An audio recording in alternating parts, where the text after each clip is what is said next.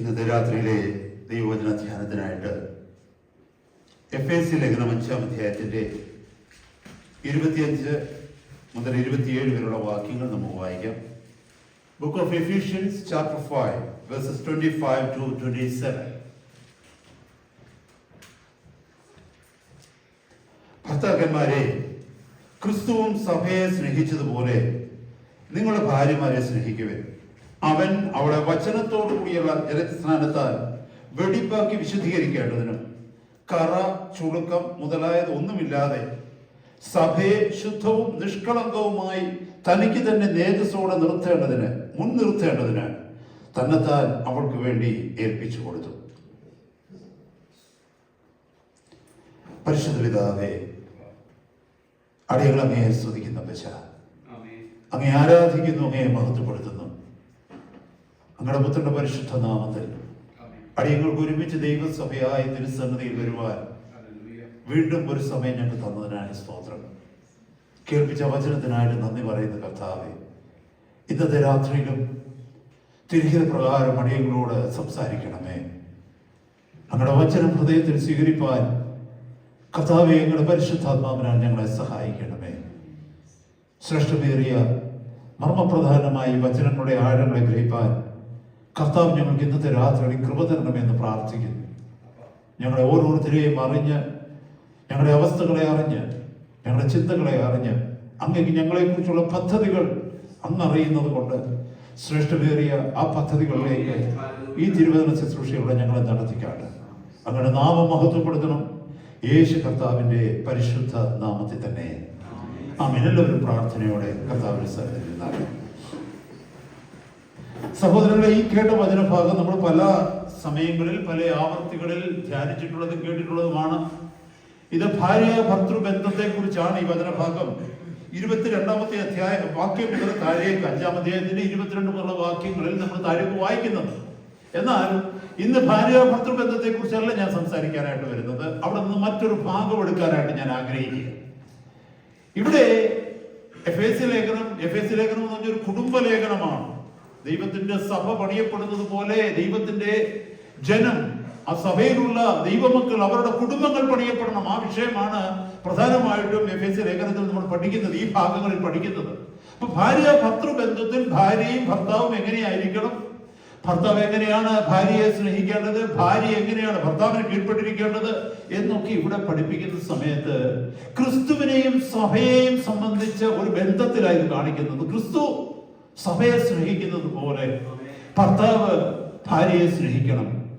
ക്രിസ്തുവിന് സഭ കീഴടങ്ങിയിരിക്കുന്നത് പോലെ ഭാര്യ ഭർത്താവിനെ കീഴടങ്ങിയിരിക്കണം എന്നൊക്കെയാണ് ഈ ഭാഗത്ത് താഴേക്ക് വായിച്ചു വരുമ്പോൾ മനസ്സിലാകുന്നത്. ഏറ്റവും അവസാനം 32-ാമത്തെ വാക്യത്തിൽ പറയുന്നു, ഈ മർമ്മം വലിയത്, ഞാൻ ക്രിസ്തുവിനെയും സഭയെയും ഉദ്ദേശിച്ചതിനെ പറയുന്നത്. അപ്പൊ ഇവിടെ എല്ലാം മനസ്സിലാക്കുന്നത് ഈ ബന്ധങ്ങളിലൂടെ ഒക്കെ വലിയൊരു പാഠം നമ്മളെ പഠിപ്പിക്കുകയാണ്, ക്രിസ്തുവും സഭയും തമ്മിലുള്ള ബന്ധം. നമ്മൾ ഈ ഭാഗത്ത് നിന്ന് പഠിക്കാൻ പോകുന്നത് ദൈവസഭയെ കുറിച്ചാണ് പഠിക്കാൻ പോകുന്നത്. ദൈവസഭ, കർത്താവ് എന്തിനു വേണ്ടിയാണ് മരിച്ചത്? തന്റെ സഭയ്ക്ക് വേണ്ടി തന്റെ ജീവനെ കർത്താവ് കൊടുത്തത് എന്തിനാണ്?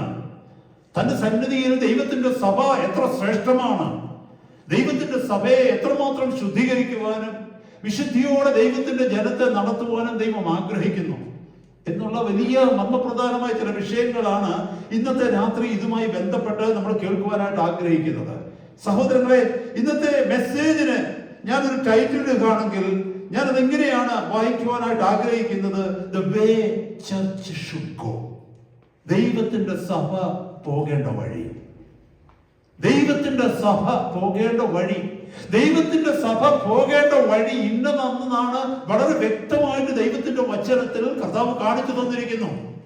ദൈവത്തിന്റെ സഭ പോകേണ്ട വഴി എന്ന് പറയുമ്പോൾ ദൈവജനം പോകേണ്ട വഴി എന്നാണ് അതിന്റെ അർത്ഥം. ഓരോ വിശ്വാസിയും പോകേണ്ട വഴി എന്നാണ് അർത്ഥം. എന്നെ കേൾക്കുന്ന സഹോദരങ്ങളെ, കർത്താവിന്റെ പരിശുദ്ധാത്മാവ് ഈ ഭൂമിയിലേക്ക് വന്നത്, ദൈവത്തിന്റെ തിരുവചനം ഈ പുസ്തക രൂപത്തിൽ നമ്മുടെ ഓരോരുത്തരുടെയും കയ്യിൽ എഴുതി തന്നിരിക്കുന്നതിന്റെ ഉദ്ദേശം എന്താണെന്നറിയാമോ? ദൈവത്തിന്റെ സഭ പണിയപ്പെടണം, ദൈവത്തിന്റെ സഭ നയിക്കപ്പെടണം, ദൈവത്തിന്റെ സഭ ശുദ്ധീകരിക്കപ്പെടണം. ദൈവത്തിന്റെ സന്നിധിയിൽ ഇവിടെ വായിച്ചതുപോലെ കളങ്കമില്ലാത്ത അനുഭവത്തിൽ ഇവിടെ എഴുതിയിരിക്കുന്നു നോക്കിയേ, ഖറ ചുളുക്കം മുതലായതൊന്നുമില്ലാതെ സഭയെ ശുദ്ധിയും നിഷ്കളങ്കയുമായി തനിക്ക് തന്നെ തേജസ്സോടെ മുൻനിർത്തണം. ശുദ്ധീകരണത്തിന്റെ അനുഭവത്തിൽ, വിശുദ്ധിയുടെ അനുഭവത്തിൽ ദൈവത്തിന്റെ സഭ തന്റെ മുമ്പിൽ നിൽക്കണമെന്നുള്ള ആഗ്രഹത്തിലാണ് കർത്താവ് തന്റെ പരിശുദ്ധാത്മാവിനെ ഈ ഭൂമിയിലേക്ക് തന്നത്. അതുപോലെ തന്നെ തന്റെ തിരുവചനം നമ്മുടെ മധ്യത്തിലേക്ക് തന്നത്. നമുക്കറിയാം, യോഹന്നാന്റെ സുവിശേഷം 16-ാം അധ്യായത്തിൽ നമ്മൾ വായിക്കുന്നുണ്ട്, സത്യത്തിന്റെ ആത്മാവ് വരുമ്പോൾ അവൻ നിങ്ങളെ സകല സത്യത്തിലും വഴി നടത്തും. When the spirit of truth comes, he will guide you into all the truth. Hallelujah. അപ്പോൾ സത്യത്തെ നമുക്ക് കാണിച്ചു തരുന്നത് സത്യത്തിന്റെ ആത്മാവാകുന്ന ദൈവത്തിന്റെ പരിശുദ്ധാത്മാവാണ്. ഹല്ലേലൂയ. നമുക്കറിയാം, ഈ ഭൂമിയിലേക്ക് ഒന്ന് നോക്കിയേ, എല്ലാത്തിനും ഒരു മാർഗമുണ്ട്, ഒരു വഴിയുണ്ട്. ഏത് ജീവനുള്ള ജീവികളായിക്കൊള്ളട്ടെ, അത് മനുഷ്യനായിക്കൊള്ളട്ടെ, മറ്റേത് ജീവികളും ആയിക്കൊള്ളട്ടെ, ജീവജാലങ്ങളും ആയിക്കൊള്ളട്ടെ, അതിനൊരു പാതയുണ്ട്, അല്ലെ? നമ്മളിപ്പോ മുന്നോട്ട് നടക്കുകയാണെങ്കിൽ നമുക്കൊരു ലക്ഷ്യമുണ്ട്, നമ്മൾ ആ വഴിയിലൂടെയാണ് നടക്കുന്നത്, അല്ലെ? ഏതെങ്കിലും ഒരു മൃഗത്തെ എടുത്ത് നോക്കിയോ, ഏതെങ്കിലും ഒരു പക്ഷി പറക്കുന്നതായിട്ട് നോക്കിയോ, അത് പറക്കുന്നതിനൊരു വഴിയുണ്ട്, ഒരു ലക്ഷ്യമുണ്ട്, ഒരു മാർഗമുണ്ട്. വളരെ സുനിശ്ചിതമായിട്ട് പറന്നു പോകുന്ന ഒരു പക്ഷിയെ കാണുമ്പോൾ നമുക്ക് ഒറ്റ നിമിഷം കൊണ്ടറിയാം അത് ഇവിടെ എത്തിയുമെന്ന്, അല്ലെ? ഇങ്ങനെ പറക്കുന്ന ഒരു പക്ഷി ഇവിടെ എത്തുമെന്നറിയാം, ഇങ്ങനെ പറക്കുന്ന ഒരു പക്ഷി അവിടെ എത്തുമെന്ന് നമ്മളാരും പറയത്തില്ല. കാരണം എന്താണെന്ന് ചോദിച്ചാൽ അത് പറക്കുന്നത് ഒരു സ്ട്രെയിറ്റ് ലൈനിലാണ്, ഒരു പാതയിലാണ്, അല്ലെ? അത് എന്തായിരുന്നാലും അതാ. ഒരു വ്യക്തി നടക്കുന്നത് കാണുമ്പോൾ നമുക്കറിയാം അടുത്ത 5 സെക്കൻഡിൽ ആ വ്യക്തി അവിടെ എത്തുമെന്ന്. ഒരിക്കലും നമ്മൾ പറയുന്നത് ഇവിടെ എത്തുമെന്ന് പറയില്ല. മനസ്സിലാകുന്ന സഹോദരങ്ങളെ, അപ്പോൾ എല്ലാവർക്കും ഒരു പാതയുണ്ട്. അത് മാത്രമല്ല, ഏതെങ്കിലും ഒരു പ്രസ്ഥാനത്തെ എടുത്തു നോക്കുക, ഏതെങ്കിലും ഒരു എസ്റ്റാബ്ലിഷ്മെന്റിനെ എടുത്തു നോക്കുക, അല്ലെങ്കിൽ മനുഷ്യനാൽ നിർമ്മിതമായിരിക്കുന്ന, അല്ലെങ്കിൽ മനുഷ്യൻ കോൺസ്റ്റിറ്റ്യൂട്ട് ചെയ്യുന്ന, ഓർഗനൈസ് ചെയ്യുന്ന ഏതെങ്കിലും ഒരു ക്ലബോ അല്ലെങ്കിൽ ഏതെങ്കിലും ഒരു കൂട്ടമോ കമ്മ്യൂണിറ്റിയോ എന്തുമായിക്കൊള്ളത് നോക്കിയേ, അവർക്കും ഒരു ലക്ഷ്യമുണ്ട്, ഒരു മാർഗമുണ്ട്, അല്ലെ? ഒരു പാറ്റേൺ ഉണ്ട്, ഒരു സെറ്റ് റൂൾസ് ഉണ്ട്, അല്ലേ? നമ്മളൊന്ന് ചിന്തിച്ച്, ഒരു സ്കൂൾ നടത്തുന്നെങ്കിൽ അതിനൊരു ചില രീതികളില്ലേ? ഒരു സഭ നടത്തുന്നതിന് ഒരു രീതി ഉണ്ടാവണം. ഹല്ലേലൂയ. നമുക്കറിയാം, നമ്മുടെ ജോലി സ്ഥലങ്ങളിൽ അവർക്കുണ്ട് ഓരോ രീതികളുണ്ട്, ഒരു പ്രത്യേക പാറ്റേണിലാണ് അത് പൊയ്ക്കൊണ്ടിരിക്കുന്നത്. ദൈവത്തിന്റെ സഭയെന്ന് നോക്കിക്കേ, ഇന്ന് ദൈവത്തിന്റെ സഭയെന്ന് പറയുന്ന പലതിലേക്ക് നോക്കിക്കേ, ഒരു പാറ്റേൺ ഇല്ല. എല്ലാവരും പറയുന്നത് ദൈവസഭയാന്ന് പറയുന്നത്, അല്ലേ? എന്നാൽ എല്ലാവരുടെയും ഡോക്ട്രിൻ ഒന്നുപോലെയാണോ? ഉപദേശങ്ങൾ ഒന്നുപോലെയാണോ? എല്ലാവരുടെയും രീതികൾ ഒന്നുപോലെയാണോ? നിങ്ങളൊരു കാര്യം ചിന്തിച്ച് നോക്കിയേ, അടുത്ത 2 ആഴ്ചയില് ഒരു 10-15 സഭകളെന്ന് പറയുന്നിടത്ത് നിങ്ങൾ ഒന്ന് വിസിറ്ററായിട്ടൊന്ന് പോയി നോക്കിയേ. ഓരോന്ന് പോലെ ഇരിക്കും നിങ്ങൾക്ക് തോന്നും, ഇല്ലേ? അയ്യോ, അവിടുത്തെ പോലെ അല്ലല്ലോ ഇവിടുത്തെ പോലെ അല്ലല്ലോ അപ്പുറത്തെ പോലെ അല്ലല്ലോ അപ്പുറത്ത്. ഹല്ലേലൂയ. എല്ലാവരും വ്യത്യസ്തരായിട്ട് നമുക്ക് തോന്നുന്നു, പക്ഷെ ഇവരെ എല്ലാം ദൈവസഭയെന്നാണ് വിളിക്കുന്നത്. ഇതിന്റെ മധ്യത്തിൽ ഏതൊരു വ്യക്തിയും പതറിപ്പോകുന്ന ഒരു അനുഭവമുണ്ട്. ഇതിൽ ഏതാണ് ദൈവം പറയുന്ന സഭ? ഇതിൽ ഏതാണ് സത്യസഭ? ഇതിൽ ഏത് സഭയെ ചേർക്കുവാനാണ് കർത്താവ് വരുന്നത്? ഇതിൽ ഏത് സഭയാണ് കർത്താവിന്റെ മണവെട്ടിയായ സഭ? ഇന്നത്തെ രാത്രി നമ്മൾ അതാ കേൾക്കാനായിട്ട് പോകുന്നത്. ഞാൻ ഈ ചോദിക്കുന്ന ചോദ്യത്തിന് ഉത്തരം പറയുന്നതിന് മുമ്പ് നമ്മൾ ഒരു കാര്യം ചിന്തിക്കണം, എന്താണ് ഈ സഭ? ദൈവസഭ എന്ന് പറയുന്നത് എന്താണ്? ആളുകൾ കൂടുന്നതെല്ലാം ദൈവസഭയാണോ? അല്ല. ദൈവത്തിന്റെ സഭ എന്ന് പറയുന്നത് ക്രിസ്തുയേശുവിന്റെ രക്തത്താൽ കഴുകപ്പെട്ട് ശുദ്ധീകരിക്കപ്പെട്ട് കർത്താവിന്റെ രക്തത്താൽ വീണ്ടെടുക്കപ്പെട്ട ഒരു ദൈവജനം മാത്രമല്ല. അവർ വീണ്ടെടുക്കപ്പെട്ടതിന് ശേഷം അവർ ഒരൊറ്റ ലക്ഷ്യമേ ഉള്ളൂ, തങ്ങളുടെ വീണ്ടെടുപ്പുകാരനായ ക്രിസ്തുവിന്റെ പിന്നാലെ നടക്കുക, ക്രിസ്തു കാണിച്ചു തന്ന വഴിയിലൂടെ നടക്കുക, ക്രിസ്തു തന്ന വചനത്തിന്റെ കൽപ്പനകളിൽ നിൽക്കുക, ആ ഉപദേശങ്ങളിൽ നിലനിൽക്കുക, ക്രിസ്തുവിന്റെ ആത്മാവാകുന്ന പരിശുദ്ധാത്മാവിന്റെ ആലോചനകൾക്ക് കീഴ്പ്പെട്ട് ഒരു ജനമായി ക്രിസ്തുവിനെ ലക്ഷ്യമാക്കി ക്രിസ്തു ഇരിക്കുന്നിടത്ത് എത്തുവാനുള്ള ആഗ്രഹത്തോടെ യേശുവിനെ പോലെ ആകുവാനായിട്ട് ശ്രമിക്കുക. ഇതാണ് ദൈവസഭ എന്ന് പറയുന്നത്. ആ ഒരു കൂട്ടത്തെയാണ് ദൈവസഭ എന്ന് പറയുന്നത്. അങ്ങനെയാണെങ്കിൽ നമ്മൾ ഈ കാണുന്ന കൂട്ടങ്ങളിൽ ഏതാ ദൈവസഭ എന്ന് ചോദിച്ചാൽ ഉത്തരം ഒന്ന് മാത്രമേ ഉള്ളൂ.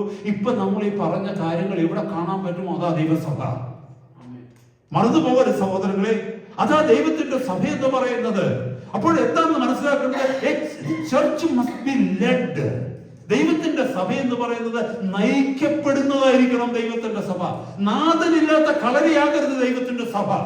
ദൈവത്തിന്റെ സഭയിലേക്ക് പോയി കഴിയുമ്പോൾ അത് നടത്തുവാൻ ഒരു നടത്തിപ്പുകാരനോ ഉണ്ടാകും. ആ വ്യക്തി അല്ലെങ്കിൽ ആ വ്യക്തികൾ ദൈവത്തെ, കർത്താവിനെ വ്യക്തമായി അറിഞ്ഞവരായിരിക്കണം. ഞാനൊരു കാര്യം ചോദിക്കട്ടെ, നമ്മളൊരു ഫ്ലൈറ്റിലേക്ക് കയറുകയെ യാത്ര ചെയ്യാൻ, അടുത്തൊരു 3 മണിക്കൂർ യാത്ര ചെയ്യാനായിട്ട് പോവുക ആകാശത്തിലൂടെ. ഈ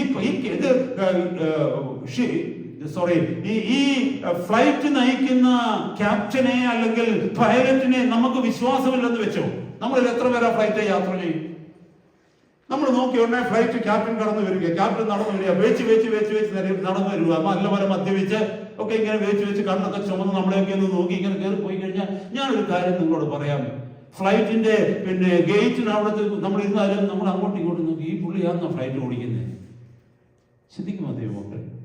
കാരണം ക്യാപ്റ്റനിൽ നമുക്ക് വിശ്വാസമില്ല, ക്യാപ്റ്റനിൽ നമുക്ക് ഉറപ്പില്ല. ക്യാപ്റ്റൻ പോയിട്ട് ഇതിലെ പോകുന്ന ലൈൻ ബസ് ആയിക്കൊള്ളട്ടെ, ബസ്സിന്റെ ഡ്രൈവറിനെ നമുക്ക് വിശ്വാസമില്ല, മദ്യപിച്ചിട്ട് ആ വണ്ടി ഓടിക്കുന്നത് കണ്ടാൽ എത്ര പേര് കയറുമോ? ആരെങ്കിലും ഇല്ല. എന്നെ കേൾക്കുന്ന സഹോദര സഹോദരി, ദൈവസഭ എന്ന് പറയുന്ന ഒരു കൂട്ടത്തിലേക്ക് നീ കടന്നു ചെല്ലുമ്പോൾ അത് നിയന്ത്രിക്കുന്ന വ്യക്തികളിൽ നിനക്ക് വിശ്വാസമില്ലെങ്കിൽ അതിനെ ഒരു സഭയായി കണക്കുകൂട്ടി അതിലിരിക്കാൻ നിനക്ക് കഴിയില്ല. കാരണം നീ ലക്ഷ്യത്തിലെത്തത്തില്ല. കർത്താവിനെ അറിഞ്ഞ വ്യക്തികൾ നയിക്കുന്നതാണ് സഭ. കർത്താവ് പറഞ്ഞ മാർഗത്തിൽ നയിക്കപ്പെടുന്നതാണ് സഭ. അപ്പൊ ദൈവത്തിന്റെ സഭ എന്ന് പറയുന്നത് നയിക്കപ്പെടുന്നതായിരിക്കണം. അതിനൊരു ഉത്തരവാദി ഉണ്ടാക്കണം, അല്ലെങ്കിൽ ഉത്തരവാദികൾ ഉണ്ടാകണം. അവർ ദൈവത്തെ അറിഞ്ഞവരായിരിക്കണം, ദൈവത്തിന്റെ വഴി അറിഞ്ഞവരായിരിക്കണം, ദൈവശബ്ദം കേൾക്കുന്നവരായിരിക്കണം, ക്രിസ്തുവിന്റെ മാർഗത്തെ ഉപദേശിക്കുന്നവർ മാത്രമല്ല, ക്രിസ്തുവിന്റെ മാർഗത്തെ തങ്ങളുടെ ജീവിതത്തിന്റെ ഭാഗമാക്കിയവരായിരിക്കണം. അവരെ കാണുമ്പോൾ നമ്മൾ അറിയണം അവര് ആ ലക്ഷ്യത്തിലേക്ക് പോകുന്നവരാണ്. എങ്കിൽ മാത്രമേ അവരുടെ കൂടെ നമുക്ക് യാത്ര ചെയ്യാൻ പറ്റൂ. ഞാൻ മുമ്പേ പറഞ്ഞതുപോലെ ഈ ഫ്ലൈറ്റിനകത്ത് ആ ക്യാപ്റ്റനെ നമുക്ക് വിശ്വസിക്കാൻ പറ്റിയില്ലെങ്കിൽ മാക്സിമം പറ്റുന്നത് നമ്മൾ മരിച്ചു പോകുന്നുള്ളൊരു കാര്യമുള്ളൂ, കത്തിപ്പോകുന്ന മാത്രമേ ഉള്ളൂ. പക്ഷെ നമ്മുടെ നിത്യതയ്ക്ക് കുഴപ്പമൊന്നും പറ്റത്തില്ല. പക്ഷേ സഭ അങ്ങനല്ല. സഭയിൽ നമുക്ക് തെറ്റുപറ്റിക്കഴിഞ്ഞാൽ നമ്മൾ നിത്യതയിലെത്തത്തില്ല. മരിച്ചു പോവുക മാത്രമല്ല, എത്തുന്നത് നിത്യനരകത്തിലായിരിക്കും. ആ വ്യക്തികൾ എത്തുന്നത് എവിടെയോ അവിടെയായിരിക്കും നമ്മൾ എത്തുന്നത്. അതുകൊണ്ട് ഇന്നത്തെ രാത്രി ഈ ദൈവവചനം വളരെ ശ്രദ്ധയോടെ നമ്മൾ കേൾക്കണം. മറ്റൊരാളെ ജഡ്ജ് ചെയ്യുവാനല്ല, നിനക്ക് നിന്നെ തന്നെ സൂക്ഷിക്കുവാന്റെ കോണമാണ്. മറ്റാരെയും ജഡ്ജ് ചെയ്യുവാൻ നമുക്ക് അവകാശമില്ല. ഹല്ലേലൂയ. ഇന്നത്തെ രാത്രി അതുകൊണ്ട് കേൾക്കണമേ, the church must be led. ഒരു ദൈവത്തിന്റെ സഭ നയിക്കപ്പെടുന്ന സഭയായിരിക്കണം, ക്രിസ്തുവിലേക്ക് നയിക്കപ്പെടുന്ന സഭയായിരിക്കണം, ക്രിസ്തുവിനെ അറിഞ്ഞവർ നയിക്കുന്ന സഭയായിരിക്കണം. Hallelujah. 2, the church must be taught. ദൈവത്തിന്റെ സഭ അഭ്യസിപ്പിക്കപ്പെടുന്ന സഭയായിരിക്കണം. എന്ത് അഭ്യസിപ്പിക്കപ്പെടുന്നത്? എന്ത് ടോട്ട് ചെയ്യുന്ന സഭ? ദൈവിക ഉപദേശങ്ങളെ, കർത്താവിന്റെ വചനം പഠിപ്പിക്കുന്ന ഒരു കൂട്ടമായിരിക്കണം ദൈവത്തിന്റെ സഭ. പഠിക്കുന്ന ഒരു കൂട്ടമായിരിക്കണം ദൈവത്തിന്റെ സഭ. ഹല്ലേലൂയ. കാരണം എന്നാന്ന് ചോദിച്ചു കഴിഞ്ഞാൽ, ഈ ദൈവവചനം സ്വർഗം നമുക്ക് തന്നിരിക്കുന്നത് ദൈവത്തിന്റെ ജനമാകുന്ന ദൈവസഭയെ പഠിപ്പിക്കുന്നതിന് വേണ്ടിയാ, അവരെ ഉപദേശിക്കുന്നതിന് വേണ്ടിയാ, അവരെ അഭ്യസിപ്പിക്കുന്നതിന് വേണ്ടിയാണ്. ഈ ദൈവവചനം പ്രസംഗിക്കപ്പെടുന്നില്ലെങ്കിൽ, ദൈവവചനം പഠിപ്പിക്കുന്നില്ലെങ്കിൽ, ദൈവവചനം അഭ്യസിപ്പിക്കുവാനുള്ള ശുഷ്കാന്തി ദൈവസഭയിലുള്ളവരെ കാണിക്കുന്നില്ലെങ്കിൽ അതൊരിക്കലും ദൈവസഭയാകുകയില്ല. അത് വെറും ഒരു കൂട്ടമായിരിക്കും, അത് വെറും ഒരു ക്ലബ് ആയിരിക്കും, അത് വെറും ഒരു കോൺഗ്രിഗേഷൻ ആയിരിക്കും. It cannot be called a church. ദൈവത്തിന്റെ സഭ എന്ന് പറയുന്നത് ദൈവത്തിന്റെ തിരുവചനം ശക്തിയോടെ, ആധികാരികമായി, സുതാര്യതയോടെ പഠിപ്പിക്കുന്നതായിരിക്കണം ദൈവത്തിന്റെ സഭ എന്ന് പറയുന്നത്. The church must be trained in the way it should go. അത് മാത്രമല്ല, ഇപ്പൊ കേട്ടതുപോലെ church needs to be trained. ചർച്ചിനെ പരിശീലിപ്പിക്കണം, ദൈവജനത്തെ പരിശീലിപ്പിക്കണം. നമ്മുടെ ദൈവവചനത്തിൽ കാണുന്നത് മാത്രമല്ല, ഈ നൂറ്റാണ്ടുകളിലൂടെ ഇങ്ങനെ നോക്കിക്കഴിയുമ്പോൾ ദൈവഭക്തന്മാർ നടന്ന വഴികൾ നമ്മുടെ മുമ്പിൽ വ്യക്തമായിട്ടുണ്ട്. ദൈവത്തിന്റെ തിരുവചനത്തിലേക്ക് നോക്കുമ്പോൾ യേശു കർത്താവ് മുതൽ ഇങ്ങോട്ട് അപ്പോസ്തലന്മാർ മുതൽ ദൈവഭക്തന്മാരെ നടന്ന മാതൃകകൾ പരിശുദ്ധാത്മാവ് വളരെ വ്യക്തമായി ദൈവവചനത്തിൽ എഴുതി വെച്ചിട്ടുണ്ട്. ഈ കാര്യങ്ങളിൽ പരിശീലിപ്പിക്കുന്നതായിരിക്കണം ദൈവത്തിന്റെ സഭ. നമുക്കറിയാം, നമ്മുടെ കുഞ്ഞുങ്ങളെ സ്കൂളിൽ വിടുന്നത് എന്തിനാണെന്നറിയാം? ഈ പറഞ്ഞ കാര്യങ്ങളൊക്കെയാ അവിടെ പഠിപ്പിക്കുന്നുണ്ട്, അവിടെ പരിശീലിപ്പിക്കുന്നുണ്ട്.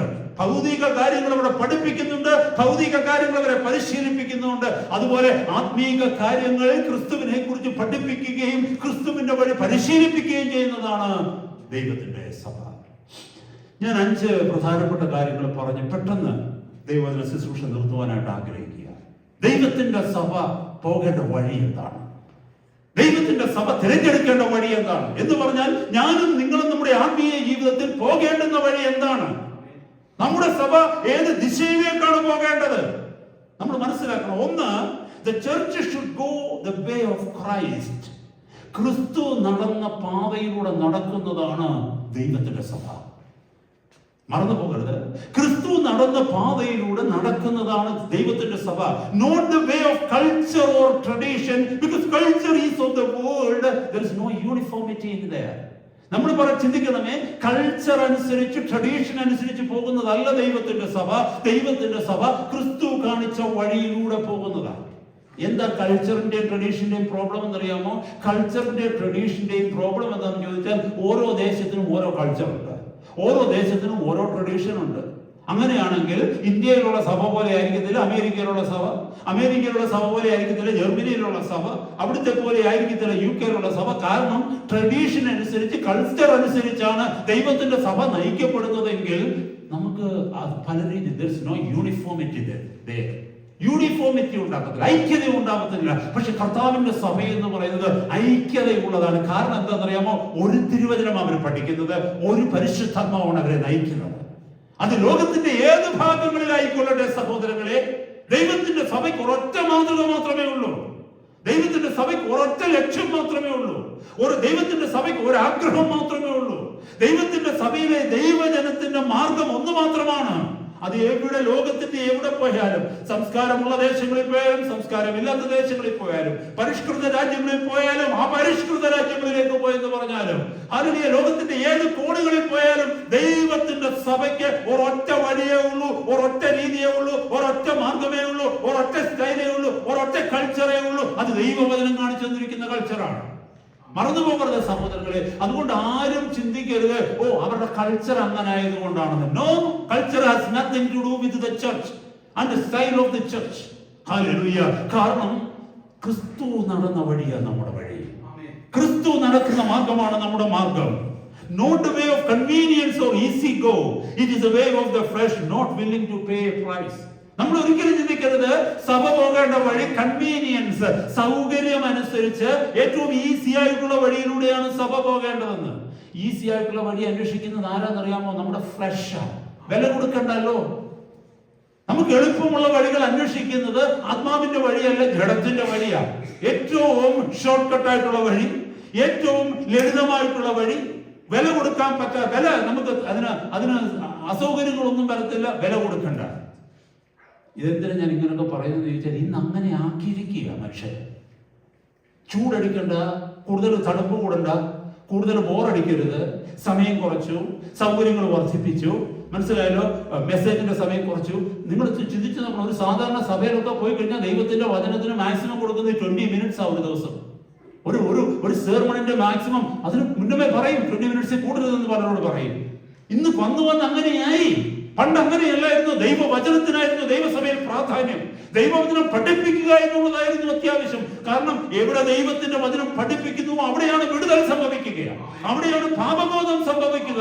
ഇന്ന് എന്താ സംഭവിച്ചെന്നറിയാമോ? ദൈവവചനത്തിന് പ്രാധാന്യം കുറഞ്ഞു. ഇന്ന് സൗകര്യങ്ങളാണ് നോക്കുന്നത്. കടന്നു വരുന്നവർക്ക് ജോലിക്ക് പോകുന്നതിന് മുമ്പേ സഭ മീറ്റിങ്ങുകൾ തീർക്കണം. അതുപോലെ ജോലി കഴിഞ്ഞൊന്ന് ഉറങ്ങിയിട്ട് വന്നിട്ട് മതി സഭ കൂടുന്നത്. എന്തെല്ലാം കാര്യങ്ങളല്ലേ സഭയുടെ ടൈം ക്രമീകരിക്കുന്നതിന്റെ കാര്യങ്ങളൊക്കെ ഇന്നത്തെ നാളുകളിൽ കേൾക്കുന്നുണ്ടോ, കാണുന്നുണ്ടോ ദൈവമക്കളെ? മനുഷ്യന്റെ സൗകര്യത്തിനനുസരിച്ച് ദൈവസഭയുടെ രീതി മാറിക്കൊണ്ടിരിക്കുന്ന ഒരു കാലഘട്ടമാണ്. ആ വഴിയിലൂടെ പോകുവാനല്ല ദൈവത്തിന്റെ സഭയെ കുറിച്ച് ദൈവം ആഗ്രഹിക്കുന്നത്, ക്രിസ്തുവിന്റെ വഴിയിലൂടെ പോകാനാണ്. മണവാളൻ നടന്ന വഴിയിലൂടെ മണവാട്ടിയിൽ നടക്കണം. മണവാളനായിരിക്കണം മണവാട്ടിയുടെ ലക്ഷ്യം. മണവാളനോടുകൂടി എന്നും വസിക്കുക എന്നുള്ളത് മാത്രമായിരിക്കണം മണവാട്ടിയുടെ ആഗ്രഹം.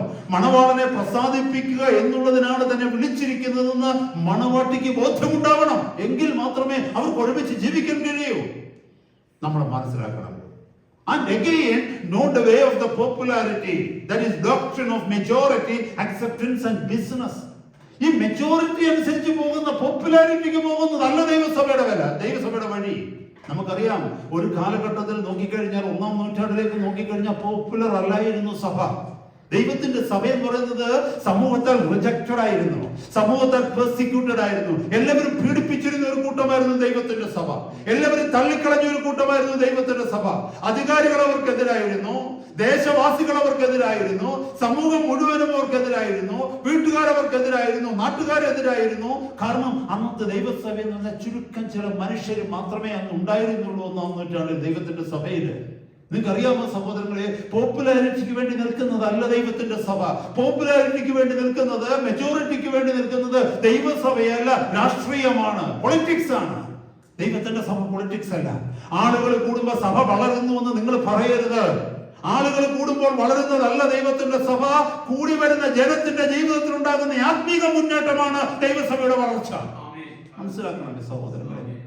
ആളുകൾ കൂടുന്തോറും ദൈവസഭ വളരുമെങ്കിൽ ആളുകൾ കൂടുന്ന എന്തെല്ലാം സംരംഭങ്ങൾ ഈ ലോകത്തിലുണ്ട്, അവരൊക്കെ ദൈവസഭയെ തോൽപ്പിച്ചു എന്ന് നമുക്ക് പറയാൻ പറ്റുമല്ലോ. ദൈവത്തിന്റെ സഭയുടെ വിശുദ്ധിയല്ലേ ദൈവത്തിന്റെ സഭയുടെ വളർച്ച എന്ന് പറയുന്നത്. കടന്നു വന്ന ജനത്തില് എത്ര പേര് കർത്താവിനോട് ചേരുവാൻ ആഗ്രഹിക്കുന്നു, കർത്താവിന്റെ വഴികളിൽ ജീവിക്കുവാൻ ആഗ്രഹിക്കുന്നു, കർത്താവിന്റെ വചനപ്രകാരം ജീവിക്കുവാൻ ആഗ്രഹിക്കുന്നു, ഈ ഭൂമിയിൽ കർത്താവിന്റെ നാമത്തെ മഹത്വപ്പെടുത്തുവാൻ അവർ നിൽക്കുന്നു. ഇതാണ് ദൈവത്തിന്റെ സഭ വളരുന്നുണ്ടോ ഇല്ലയോ എന്നുള്ളതിന്റെ മാർഗദർശി. ഹല്ലേലൂയ. നമ്മൾ മറന്നു പോകാതെ യേശു കർത്താവ് പറഞ്ഞു, I am the truth, I am the way, the truth and the life.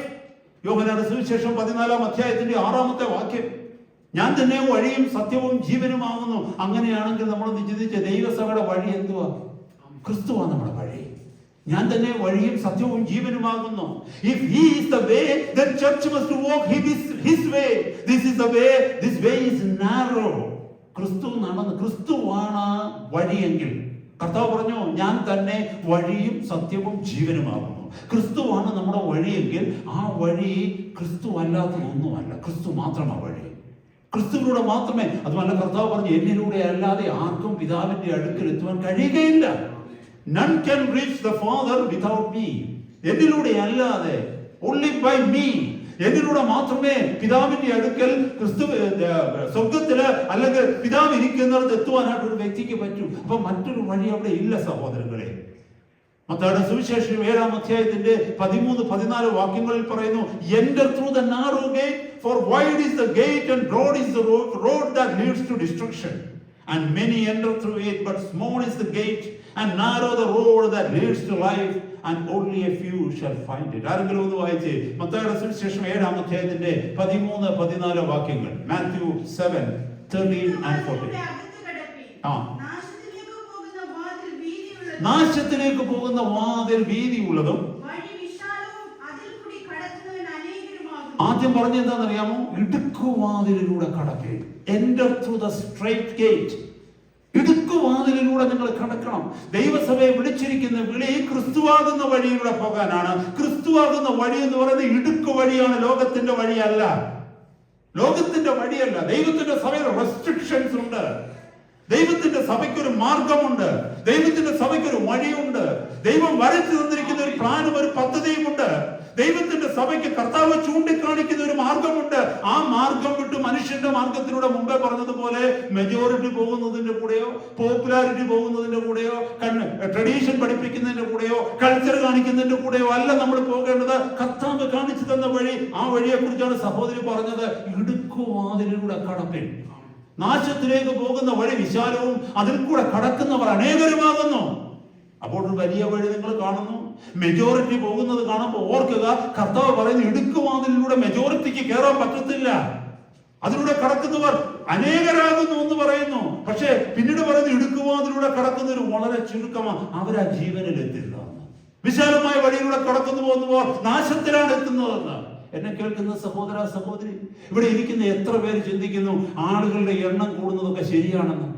കൂടുതൽ ആളുകൾ പോകുന്ന വഴികളാണ് ശരിയെന്ന്, കൂടുതൽ ആളുകൾ കേൾക്കുന്ന പ്രസംഗമാണ് ശരിയെന്ന്, കൂടുതൽ ആളുകൾ ഫോളോ ചെയ്യുന്ന ജീവിത ശൈലിയാണ് ശരിയെന്ന് ഇവിടെ ഇരിക്കുന്നവർ ചിന്തിക്കുന്നെങ്കിൽ വചനം വ്യക്തമായിട്ട് പറയുന്നു, നാശത്തിലേക്ക് പോകുന്ന വാതിൽ വീതിയുള്ളതും അതിലൂടെ പോകുന്നവർ അനേകരുമാകുന്നു. അതിന്റെ അവസാനം നാശമാണെന്നാണ് പറയുന്നത്.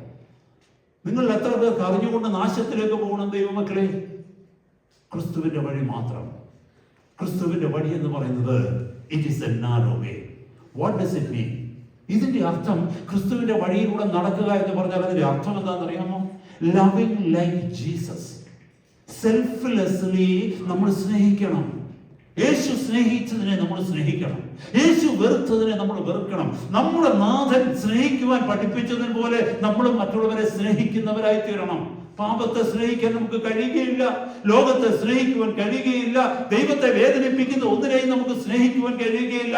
ദൈവം എന്തിനെയൊക്കെ സ്നേഹിച്ചു എന്ന് നമ്മളെ പഠിപ്പിച്ചിട്ടുണ്ടോ, എന്തിനെയൊക്കെ സ്നേഹിക്കണമെന്ന് ദൈവം വചനത്തിലൂടെ പഠിപ്പിക്കുന്നു സ്നേഹിക്കുന്നുണ്ടോ അതിനെയൊക്കെ നമ്മൾ സ്നേഹിക്കണം. ഫിലിപ്പിയ ലേഖനം 2-ാം അധ്യായത്തില് 6 മുതൽ താഴേക്കുള്ള വാക്യങ്ങളിൽ പറയുന്നത് എന്താണെന്നറിയാമോ? ആ യേശു കർത്താവിന്റെ സ്നേഹത്തെ കുറിച്ചാണ്. അവന് ദൈവരൂപത്തിൽ ഇരിക്കാതെ തന്നെത്താൻ ത്യജിച്ചു, തന്നെത്താൻ ഒഴിച്ചു. He emptied himself and had left the glory of heaven and he came down onto this earth. നമ്മളോടുള്ള സ്നേഹം കൊണ്ട് അവൻ ഇറങ്ങി വന്നു. അപ്പൊ കർത്താവിൻ നടന്ന വഴിയിലൂടെ പോവുക എന്ന് പറഞ്ഞാൽ ഞാൻ ചിലതൊക്കെ എന്റെ ജീവിതത്തിൽ ത്യജിക്കുവാനായി തയ്യാറാകണം. എന്തിന്? ചിലരെ സ്നേഹിക്കുന്നതിന് വേണ്ടി, ചിലരെ നേടുന്നതിന് വേണ്ടി, ചിലരെ കർത്താവിന്റെ വഴിയിലേക്ക് കൊണ്ടുപോകുന്നതിന് വേണ്ടി ഞാൻ എന്നിലുള്ള എന്റെ സ്വന്തമായ പലതിനെയും ത്യജിക്കേണ്ടതായി വരും. ചിന്തിക്കണമേ. സ്വാർത്ഥതയുള്ള ഒരു വ്യക്തിക്ക് ദൈവസഭയ്ക്കകത്ത് നിൽക്കണമെങ്കിൽ ആ വ്യക്തിക്ക് ഒരു മനസാന്തരം ഉണ്ടായേ പറ്റൂ. മനസാന്തരമില്ലാത്ത ഒരു വ്യക്തിക്ക് ദൈവസഭയുടെ ഭാഗമാകാൻ പറ്റില്ല. സ്വാർത്ഥത, എനിക്ക് വളരണം, എനിക്ക് ഉയരണം, എനിക്ക് നേടണം, ഞാൻ എപ്പോഴും വളർന്നുകൊണ്ടിരിക്കണം എന്നുള്ള ചിന്തയുള്ള ഒരു വ്യക്തിക്ക് ദൈവസഭയുടെ ഭാഗമാകുവാൻ ഒരിക്കലും പറ്റത്തില്ല. എന്നാൽ ഞാനോ കുറയണം, ഞാനോ ഇല്ലാതാകണം, എന്റെ സഹോദരങ്ങൾ അനുഗ്രഹിക്കപ്പെടണം. എന്റെ ജീവിതം ഈ ഭൂമിയിൽ കർത്താവ് അനുവദിച്ചു തന്നത് ചിലരെ നീതിയിലേക്ക് നയിക്കുവാനും, ചിലരുടെ കണ്ണുനീര് തുടയ്ക്കുവാനും, ചിലരെ ആശ്വസിപ്പിക്കുവാനുമാണ് എന്നുള്ള മാർഗമാണ് നമ്മൾ പറയുന്നതെങ്കിൽ you are one among the people in the church. നീ ദൈവത്തിന്റെ സഭയുടെ ഭാഗമാണ്. Loving like Jesus. നമ്മൾ സ്വയം ഒന്ന് ശോധന ചെയ്തേ. ഈ കർത്താവിന്റെ മാർഗത്തിലേക്ക് കടന്നു വന്നപ്പോൾ, ദൈവസഭയുടെ ഭാഗമായപ്പോൾ നമ്മൾ നേടുകയായിരുന്നോ അതോ നമ്മൾ വിട്ടുകളയുകയായിരുന്നോ? നമ്മുടെ ജീവിതത്തില് നമ്മുടെ റൈറ്റ് എന്ന് പറയുന്ന, നമ്മുടെ സ്വാതന്ത്ര്യം എന്ന് പറയുന്ന, നമ്മുടെ അവകാശം എന്ന് പറയുന്ന ചിലതിനെ വേണ്ടെന്ന് വെച്ച് ഫോർഫിറ്റ് ചെയ്യുകയായിരുന്നോ അതോ എല്ലാത്തിനും വേണ്ടി വഴക്കുണ്ടാക്കുകയായിരുന്നു? എനിക്ക് പോരാ പോരാ എന്ന് പറഞ്ഞ് നമ്മൾ ചിന്തിക്കേണ്ടതാണ്. ഒന്ന്, ലവിങ് ലൈക്ക് ജീസസ്. രണ്ട്, സെർവിങ് ലൈക്ക് ജീസസ്. ക്രിസ്തുവിനെ പോലെ സേവിക്കുവാനുള്ള മനസ്സ് നമുക്കുണ്ടാവണം. വാഷിംഗ് ദ ഫീറ്റ്, നമുക്കറിയാം, washing the feet of his own disciples and feeding A great multitude and taking the lowest position always. ക്രിസ്തുവിനെ നോക്കിക്കേ. കർത്താവ് തന്റെ ശിഷ്യന്മാരുടെ കാലുകൾ കഴുകി, ഗുരു കഴുകിക്കൊടുത്ത കാല്. നമുക്കറിയാം കർത്താവിനെ അറസ്റ്റ് ചെയ്യുന്നതിന്റെ നമുക്കറിയാം രാത്രിയിലെ സന്ധ്യയ്ക്ക് നടക്കുന്ന ആ ഈവനിങ് ടൈമിലേക്ക് നടക്കുന്ന സമയമാണ് നമ്മൾ കാണുന്നുണ്ട്, അല്ലേ? അന്ത്യാത്താഴത്തിന്റെ ആ സമയം. അതിന് തൊട്ട് മുമ്പ് കർത്താവ് കാലുകളെ കഴുകി, ശിഷ്യന്മാരുടെ കാലുകളെ കഴുകി. ഗുരു കാണിച്ചു കൊടുക്കുക. കർത്താവും ഗുരുവുമായി ഞാൻ നിങ്ങളുടെ കാലുകൾ കഴുകുന്നെങ്കിൽ നിങ്ങളും അങ്ങോട്ടും ഇങ്ങോട്ടും കഴുകേണ്ടതാകുന്ന ഒരു മാർഗം. അതെന്താ കാല് കഴുകണം എന്നുള്ളത് ലിറ്ററലി പറഞ്ഞതല്ല, അക്ഷരികമായിട്ട് നമ്മൾ മറ്റുള്ളവരുടെ കാലുകൾ കഴുകുന്നതിനെ കുറിച്ചല്ല പറയുന്നത്. ആ ആറ്റിറ്റ്യൂഡ് നമ്മുടെ ജീവിതത്തിൽ ഉണ്ടാവണം. ആ attitude, that means taking the lowest position. കർത്താവിന് വേണ്ടി ടേക്കിംഗ് ദ ലോവസ്റ്റ് പൊസിഷൻ. കർത്താവ് സെർവ് ചെയ്ത പോലെ നമുക്ക് സെർവ് ചെയ്യണം. He is A servant. നമുക്കറിയാം, അല്ലേ? കർത്താവ്, ഹി വാസ് എ സെർവന്റ്. യെശയ്യാ 53 ദൈവത്തിന്റെ വചനത്തിൽ നമ്മൾ കാണിക്കുന്നത് he is A suffering servant എന്നാണ് അവിടെ കാണിക്കുന്നത്. കഷ്ടപ്പെടുന്ന ദാസനായിട്ട് യെശയ്യാ പ്രവാചകന്റെ പുസ്തകം 53-ാം അധ്യായം നമ്മൾ വായിച്ചാൽ യേശു കർത്താവിനെ കുറിച്ച് അവിടെ പ്രവാചകൻ പ്രവചിച്ചിരിക്കുന്നത് മിശിഹ വരുമ്പോൾ മിശിഹ എങ്ങനെയുള്ളതാണെന്ന് കഷ്ടപ്പെടുന്ന ദാസനായിട്ടാണ് കാണിക്കുന്നത്. എന്നെ കേൾക്കുന്ന ദൈവമക്കളെ, ഒരു യഥാർത്ഥ സഭയുടെ ലക്ഷണമാണ് ഞാൻ ഈ പറയുന്നത്. ഒരു യഥാർത്ഥ സഭ പോകുന്ന വഴിയാണ് ഞാൻ ഈ പറയുന്നത്. ഹല്ലേലൂയ. എവിടെയെങ്കിലും നിന്നുകൊണ്ട് ദൂരേക്ക് നോക്കുമ്പോൾ ഇതിൽ ഏതാണ് സത്യസഭയെന്നും ഇതിൽ ഏതാണ് ക്രിസ്തുവിങ്കലേക്ക് എന്നെ എത്തിക്കുന്ന സഭയെന്നും ഒരു സാധാരണ വിശ്വാസി നോക്കുമ്പോൾ ഈ കാര്യങ്ങളാണ് ആ വിശ്വാസിയുടെ മനസ്സിലൂടെ കടന്നു പോകേണ്ടത്. യേശുവിനെ പോലെ സ്നേഹിക്കുന്ന ജനമുള്ളവരാണ് യേശുവിന്റെ സഭ. യേശുവിനെ പോലെ സെർവ് ചെയ്യുന്ന കൂട്ടമുള്ളവരാണ് ദൈവത്തിന്റെ സഭ. അതിന് പ്രാധാന്യം കൊടുക്കുന്നവരാണ് ദൈവത്തിന്റെ സഭ. Taking the lowest position. അധികാരത്തിന് വേണ്ടി അങ്ങോട്ടും ഇങ്ങോട്ടും മൽപ്പിടുത്തം നടത്താതെ ഞാനാണ് വലിയവൻ എന്നും പറഞ്ഞു എന്റെ കൂടെ നിന്നേക്കാൾ കൂടുതൽ ആളുകൾ ഉണ്ടെന്നും പറഞ്ഞ് കരുത്ത് തെളിയിക്കുന്നത് ദൈവസഭയല്ല, അത് രാഷ്ട്രീയമാണ്. ആ ഒരു കൂട്ടത്തിന് നമ്മളെ എത്തിക്കുവാൻ കഴിയുന്നത് നിത്യ നരകത്തിലാണ്. കർത്താവിന്റെ അടുക്കൽ എത്തിക്കുവാൻ നമുക്ക് അങ്ങനെയുള്ളവരെ കഴിയത്തില്ല. നമ്മൾ ശ്രദ്ധിക്കണമേ സഹോദരങ്ങളെ. ഈ നാളുകളിൽ നമ്മുടെ മധ്യത്തിൽ വ്യാപരിക്കുന്ന ഈ ആത്മാവിനെ ശ്രദ്ധിക്കണമേ. ഹല്ലേലൂയ. Forgiving like Jesus. യേശുവിനെ പോലെ ക്ഷമിക്കുന്നവരായിരിക്കണം നമ്മള്. We know the woman caught in adultery. യോഹന്നാന്റെ സുവിശേഷം 8-ാം അധ്യായത്തിൽ നമ്മൾ വായിക്കുന്നുണ്ട്, അല്ലേ? A woman caught in adultery. വേശ്യാവൃത്തിയിൽ പിടിക്കപ്പെട്ട ഒരു സഹോദരിയോട് കർത്താവ് കാണിക്കുന്ന കരുണ. പ്രമാണം അവൾക്കെതിരാണ്, ന്യായ പ്രമാണം അവൾക്കെതിരാണ്, മതപുരോഹിതന്മാർക്ക് അവൾക്കെതിരാണ്, ദേശക്കാർ അവൾക്കെതിരാണ്, എല്ലാവരും അവൾക്കെതിരാണ്. ഒരു അത് യേശു കർത്താവ്. ചിന്തിച്ചു നോക്കിയേ, നമ്മളൊന്ന് ചിന്തിച്ചു നോക്കിയേ സഹോദരങ്ങളെ. ദൈവത്തിന്റെ ന്യായപ്രമാണം പോലും അവൾക്കെതിരായി നിൽക്കുന്നു. അവളോട് കരുണ കാണിച്ച കർത്താവിനെ നമുക്ക് അവിടെ കാണാനായിട്ട് പറ്റും. കർത്താവ് ക്ഷമിച്ചതുപോലെ നമുക്ക് ക്ഷമിക്കാനായിട്ട് കഴിയണം. കർത്താവ് ക്ഷമിച്ചതുപോലെ ക്ഷമിക്കുക എന്ന് പറഞ്ഞു കഴിഞ്ഞാൽ ഹല്ലേലൂയ, എല്ലാവർക്കും വീണ്ടും ഒരു അവസരം കൊടുക്കുവാൻ നമ്മൾ തയ്യാറാകണം. ഞാനും തെറ്റുപറ്റി, എനിക്കും തെറ്റുപറ്റുവാൻ സാധ്യതയുണ്ടെന്നുള്ള ഒരു ബോധ്യം നമ്മുടെ ജീവിതത്തിൽ വരണം. നമ്മൾ എപ്പോഴും ശരി മാത്രം ചെയ്യുന്നവരല്ല. നമ്മുടെ വിരൽ മറ്റുള്ളവരിലേക്ക് ചൂണ്ടിക്കൊണ്ടിരിക്കുകയല്ല, 3 വിരലുകൾ എന്നിലേക്ക് ചൂണ്ടുന്നു എന്നുള്ള ഒരു സത്യം നമ്മൾ മനസ്സിലാക്കണം. ആ വ്യക്തിയുടെ ചില കുറവുകൾ എല്ലാവരും കണ്ടു, പക്ഷെ എന്റെ കുറവുകളൊന്നും ആരും ഇതുവരെ കണ്ടിട്ടില്ല എന്നുള്ള ഒരു അനുഭവത്തിൽ നമ്മൾ ജീവിക്കണം. കർത്താവേ, എന്റെ കുറവുകൾ വല്ലതും അവിടുന്ന് ആരെങ്കിലും കാണിച്ചു കഴിഞ്ഞാൽ ഇവരുടെയൊക്കെ മുമ്പിൽ ഞാൻ കുനിഞ്ഞിരിക്കേണ്ടി വരുമല്ലോ എന്നൊരു ബോധ്യം നമ്മുടെ ജീവിതത്തിൽ എപ്പോഴും ഉണ്ടാവണം. നമ്മുടെ ജീവിതത്തിൽ ഒത്തിരി കുറവുകളുണ്ട് ദൈവമക്കളെ. എന്തുകൊണ്ടും ആ കുറവുകളൊന്നും വെളിയിൽ ആരും അറിയുന്നില്ലെന്ന് മാത്രമേ ഉള്ളൂ. പക്ഷെ ചിലരുടെ കുറവുകൾ പെട്ടെന്ന് വെളിയിൽ അറിയുന്നു. അപ്പൊ കുറവുകൾ വെളിയിൽ അറിയുന്നെങ്കിൽ 3 കള്ളന്മാരുണ്ടെന്ന് വെച്ചു, അതിൽ ഒരുത്തനെ പോലീസ് പിടിച്ചെന്ന് പറഞ്ഞ് 2 കള്ളന്മാരും കൂടി പറയുക, ഓ കള്ളനെ പിടിച്ചു. നീ ആരാ? നീ കള്ളനാ, പക്ഷെ നിന്നെ പിടിച്ചിട്ടില്ലെന്നേ ഉള്ളൂ ഇതുവരെ. Forgiving like Jesus forgave, loving like Jesus. യേശുവിനെ പോലെ സ്നേഹിക്കണം, യേശുവിനെ പോലെ സേവിക്കണം, യേശുവിനെ പോലെ ക്ഷമിക്കണം. And sacrificing like Jesus, യേശുവിനെ പോലെ ത്യാഗം നമ്മൾ ചെയ്യണം. Bearing the sins of the world, bearing everything, every loss to bless other people. അതാ യേശു കർത്താവ് ചെയ്തത്. Hallelujah. Sacrificing like Jesus. യേശു കർത്താവിനെ പോലെ ത്യാഗം ചെയ്യണം. അവൻ ദൈവപുത്രനായിരുന്നവനാ, ദൈവ മഹത്വത്തിന് ജീവിച്ചവനാ. നമ്മളെ നേടുന്നതിന് വേണ്ടി ഈ സ്വർഗത്തിന്റെ സകല മഹത്വവും കിട്ടി ഭൂമിയിലേക്ക് ഇറങ്ങി വന്നു. ഒരു സാധാരണ മനുഷ്യനായിട്ട് ജീവിച്ചു. എവിടെയൊക്കെ താൻ ദൈവപുത്രനാണെന്ന് തനിക്ക് വെളിപ്പെടുത്താൻ പറ്റുമായിരുന്നു, പക്ഷെ അവിടെ ഒന്നും താൻ വെളിപ്പെടുത്താൻ തയ്യാറായില്ല. ക്രൂശന്മേൽ കടന്നപ്പോൾ അവൻ ഇറങ്ങി വരാമായിരുന്നു. കണ്ടു നിന്നവ പറഞ്ഞു, നീ ദൈവപുത്രനെങ്കിൽ നീ ക്രൂശിൽ നിന്ന് ഇറങ്ങി വാ, ഞങ്ങളെ വിശ്വസിക്കാം. പക്ഷെ കർത്താവ് ഇറങ്ങി വന്ന സഹോദര സഹോദരി, അതിനു മുമ്പ് നോക്കിക്കഴിഞ്ഞാൽ നമുക്കറിയാം, കർത്താവിനെ പിശാച് കൊണ്ടുവന്നിട്ട് ദേവാലയത്തിന്റെ അഗ്രത്തിന്റെ മേൽ നിർത്തിട്ട് പറഞ്ഞു, നീ താഴേക്ക് ചാടാൻ പറഞ്ഞു. ചാടിക്കഴിഞ്ഞാൽ നീ ദൈവപുത്രനാണെന്ന് അറിയാൻ പറ്റുമല്ലോ. പക്ഷെ കർത്താവ് ചാടിക്കാണിച്ചോ? നിങ്ങളൊന്ന് ചിന്തിച്ചു നോക്കിക്കേ സഹോദരന്മാരെ, നിങ്ങളൊന്ന് ചിന്തിച്ചേ. നമുക്കറിയാം, ഗെത്സമന തോട്ടത്തിൽ വെച്ച് കർത്താവിനെ അറസ്റ്റ് ചെയ്യുന്നതിന് വേണ്ടി ജനം, പുരോഹിതന്മാരും ചേവകരും പടയാളികളും ഒക്കെ കടന്നു വന്നപ്പോ കർത്താവ് പറഞ്ഞില്ലേ, ഒരു ശിഷ്യന് തന്റെ വാളൂരി മഹാപുരോഹിതന്റെ ദാസനെ വെട്ടുന്ന സമയത്ത് കർത്താവ് പറഞ്ഞില്ലയോ, നിങ്ങൾക്ക് തോന്നുന്നുണ്ടോ ഞാൻ ദൈവത്തോട് അപേക്ഷിച്ചു കഴിഞ്ഞാൽ എത്ര ലഗ്യോനിലധികം അല്ലേ? 6 ലഗ്യോൻ, എത്രായിരം പേര്, എത്രായിരം പടയാളികളാണത്, എത്രായിരം ദൂതന്മാരാ. നമ്മൾ ചിന്തിച്ച് ഇറങ്ങി വരുവാൻ തക്കവണ്ണം 12 ലഗ്യോനിലധികം ദൂതന്മാരെ എനിക്ക് പ്രൊട്ടക്ഷന് വേണ്ടി അയക്കുവാൻ തക്കവണ്ണം കഴിയത്തില്ലെന്ന് നിങ്ങൾക്ക് തോന്നുന്നുണ്ടോ? കർത്താവ് വിളിച്ചോ അങ്ങനെ? കർത്താവിന് എവിടെയൊക്കെ തന്റെ മഹത്വത്തെ വെളിപ്പെടുത്തുവാൻ കഴിയുമായിരുന്നു, താൻ ദൈവപുത്രനാണെന്ന്, താൻ അധികാരമുള്ളവനാണെന്ന്. പക്ഷെ കർത്താവ് വെളിപ്പെടുത്തിയില്ല. അവിടെയൊക്കെ താൻ താണിരുന്നു, അല്ലേ?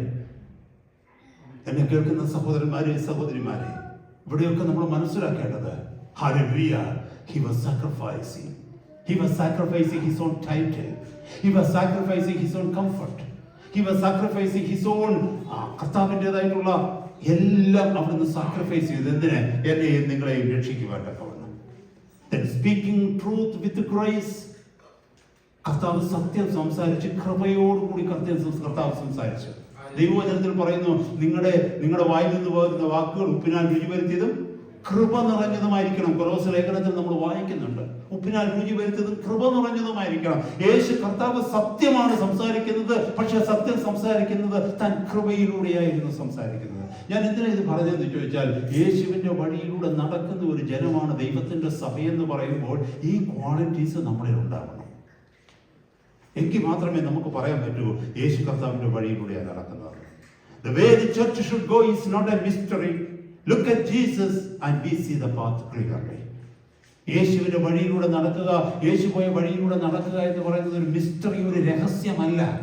യേശുവിന്റെ ജീവിതത്തിലേക്ക് മാത്രം നോക്കിയാൽ മതി, അതിനകത്ത് ഒരു രഹസ്യവുമില്ല. പാത വ്യക്തമായിട്ട് നമുക്ക് വെളിപ്പെട്ട് കാണുവാനായിട്ട് കഴിയും. ഹല്ലേലൂയ. രണ്ടാമത് നമുക്ക് പഠിക്കേണ്ടത്, the church should go the way of the cross. ഒന്ന്, the church should go the way of Christ. ക്രിസ്തുവിന്റെ പാതയിലൂടെ നടക്കുന്നതാണ് സഭ. 2, ക്രൂശിന്റെ പാതയിലൂടെ നടക്കുന്നതാണ് ദൈവസഭ. ദൈവത്തിന്റെ സഭ എന്ന് പറയുന്നത് ക്രൂശിന്റെ പാതയിലൂടെ നടക്കണം. നമ്മൾ ഏതെങ്കിലും ഒരു സഭയിലേക്ക് കടന്നുപോയാൽ നമ്മൾ ക്രിസ്തുവിനെ നോക്കത്തില്ല, ക്രൂശിനെ നോക്കത്തില്ല, മറ്റൊന്നും നോക്കത്തില്ല. നമുക്ക് ഇരിക്കാൻ പറ്റിയ സൗകര്യം ഇവിടെ ഉണ്ടോ? അവിടെ ഉള്ളവരെല്ലാം ചിരിക്കുന്നവരാണോ? അവിടെ പെട്ടെന്ന് കാര്യങ്ങൾ നടക്കുമോ? നമ്മൾ ചില കംഫർട്ട്, അതാ ഞാൻ മുമ്പേ പറഞ്ഞു, നമ്മൾ കൾച്ചർ നോക്കും, ട്രഡീഷൻസ് നോക്കും, കംഫർട്ട് നോക്കും, പോപ്പുലാരിറ്റി നോക്കും, മെജോറിറ്റി ഉണ്ടോ എന്ന് നോക്കും. ഇതൊക്കെയാണ് നമ്മൾ നോക്കുന്നത്, അല്ലേ? നമ്മൾ ഈ പലരും നോക്കുന്നത് അതുകൊണ്ട് എന്തുവാ നമ്മുടെ ജീവിതങ്ങളിലേക്ക് നോക്ക്. എന്തെങ്കിലും പ്രയോജനമുണ്ടോ? നമ്മുടെ ജീവിതം ഓരോ ദിവസവും നിരാശയിൽ നിന്ന് നിരാശയിലേക്ക് പോയിക്കൊണ്ടിരിക്കുക, സ്വസ്ഥതയിൽ നിന്ന് ഇല്ലായ്മയിൽ നിന്ന് അസ്വസ്ഥതയിലേക്ക് വീണ്ടും നീക്കിക്കൊണ്ടിരിക്കുക. സന്തോഷം നമ്മുടെ ജീവിതത്തിലില്ല, കാരണം കർത്താവില്ല. എന്നെ കേൾക്കുന്ന സഹോദരന്മാരെ, അതിന്റെ മധ്യത്തിലാണ് നമുക്ക് തെറ്റ് പറ്റാതിരിക്കാൻ തക്കവണ്ണം നമ്മൾ ഇത് മനസ്സിലാക്കേണ്ടത്. ദൈവത്തിന്റെ സഭ എങ്ങനെയാണ്? ദൈവത്തിന്റെ സഭ എവിടേക്ക് പോകുന്ന ജനമാണ്? ഏത് കൂട്ടത്തിന്റെ കൂടെ ഞാൻ കൂടിയാൽ എനിക്ക് കർത്താവ് പറഞ്ഞിടത്ത് എത്താൻ പറ്റും. അതാണ് നമ്മുടെ കാര്യം. നമ്മൾ റോഡിൽ നിന്ന് ബസ് കാത്തു നിന്ന് കഴിഞ്ഞാൽ എല്ലാ ബസ്സിനും കൈ കാണിക്കത്തില്ല. നമ്മുടെ ലക്ഷ്യത്തിൽ നമ്മളെ എത്തിക്കുമെന്ന് ഉറപ്പുള്ള ബസ്സിൽ മാത്രമേ നമ്മൾ കയറത്തുള്ളൂ. അല്ല ഉള്ളൂ. കൂടെ നിൽക്കുന്നവർ നമ്മളെ എത്ര നിർബന്ധിച്ചാലും അവർ കയറുന്ന ബസ്സിൽ നമ്മൾ വലിയ കയറുമോ? ഇല്ല, കയറത്തില്ല. നമ്മൾ പറയുമേ ഞാൻ ഈ ബസ്സിന് കയറത്തില്ല, ഇതിവിടെ അല്ല ഞാൻ പോകേണ്ടത്. പോകത്തില്ല. എന്നെ കേൾക്കുന്ന സഹോദരന്മാരെ, ഞാനൊരു ഭൗതിക കാര്യത്തിന്റെ ചെറിയൊരു വിഷയമാണ് പറഞ്ഞത്. ഇപ്പൊ ഒരു ബസ് തെറ്റി കയറിയാലും കുറച്ച് പൈസ കയ്യിൽ നിന്ന് പോകുന്നേ ഉള്ളൂ, സമയം പോകുന്നേ ഉള്ളൂ, നമുക്ക് തിരിച്ചു വീണ്ടും വരാൻ പറ്റും. ദൈവസഭ അങ്ങനല്ല കേട്ടോ. ഒരിക്കൽ കയറി കഴിഞ്ഞാൽ കയറിയതാ, നമ്മൾ പോലും അറിയാതെ ആ കൂട്ടത്തിനകത്തായി പോകും. So be careful with whom you are moving forward. ആരുടെ കൂടെയാണ് മുന്നോട്ട് പോയിക്കൊണ്ടിരിക്കുന്നതെന്ന് ചിന്തിക്കുക. The church should go the way of the cross. The cross is not a symbol, but it is our direction. കുരിശെന്ന് പറയുന്നത് നമ്മുടെ അടയാളമല്ല, കുരിശെന്ന് പറയുന്നത് നമ്മുടെ വഴിയാണ്, നമ്മുടെ ലക്ഷ്യമാണ്. കുരിശ് കാണുമ്പോൾ ഇത് അടയാളമെന്നല്ല ചിന്തിക്കേണ്ടത്. ഇത് ക്രിസ്ത്യാനിറ്റിയുടെ അടയാളമെന്നല്ല. കുരിശ് കാണിക്കുന്നത് ക്രിസ്ത്യാനി നടക്കേണ്ടുന്ന വഴിയെയാണ് കാണിക്കുന്നത്. ക്രൂശിന്റെ വഴി. ക്രൂശിലേക്ക് നോക്കുമ്പോൾ നമുക്ക് മനസ്സിലാകും ക്രൂശിനെ ക്രൂശാക്കിയത് ആരാണെന്ന്, എന്തിനു വേണ്ടിയാണ് ഈ ക്രൂശ് പണിയപ്പെട്ടതെന്ന്. Hallelujah. Cross is not our symbol, it is our direction. It is not just where Jesus died, it is where we learn how to live. ക്രൂശ് എന്ന് പറയുന്നത് നമ്മെ തന്നെ ത്യജിച്ച്, നമ്മുടെ ജഡത്തെ ക്രൂശിച്ച്, നമ്മുടെ ഇഷ്ടങ്ങളെ ക്രൂശിച്ച്, കർത്താവ് കാണിച്ചു തന്ന വഴിയിലൂടെ മറ്റൊരാളുടെ അനുഗ്രഹത്തിന് വേണ്ടി, മറ്റൊരാളുടെ വിടുതലിന് വേണ്ടി, മറ്റൊരാളുടെ ആശ്വാസത്തിന് വേണ്ടി, മറ്റൊരാളുടെ രക്ഷയ്ക്ക് വേണ്ടി അവരുടെ മുന്നിൽ നടക്കുന്നതാണ് കുരിശിന്റെ വഴി. Hallelujah.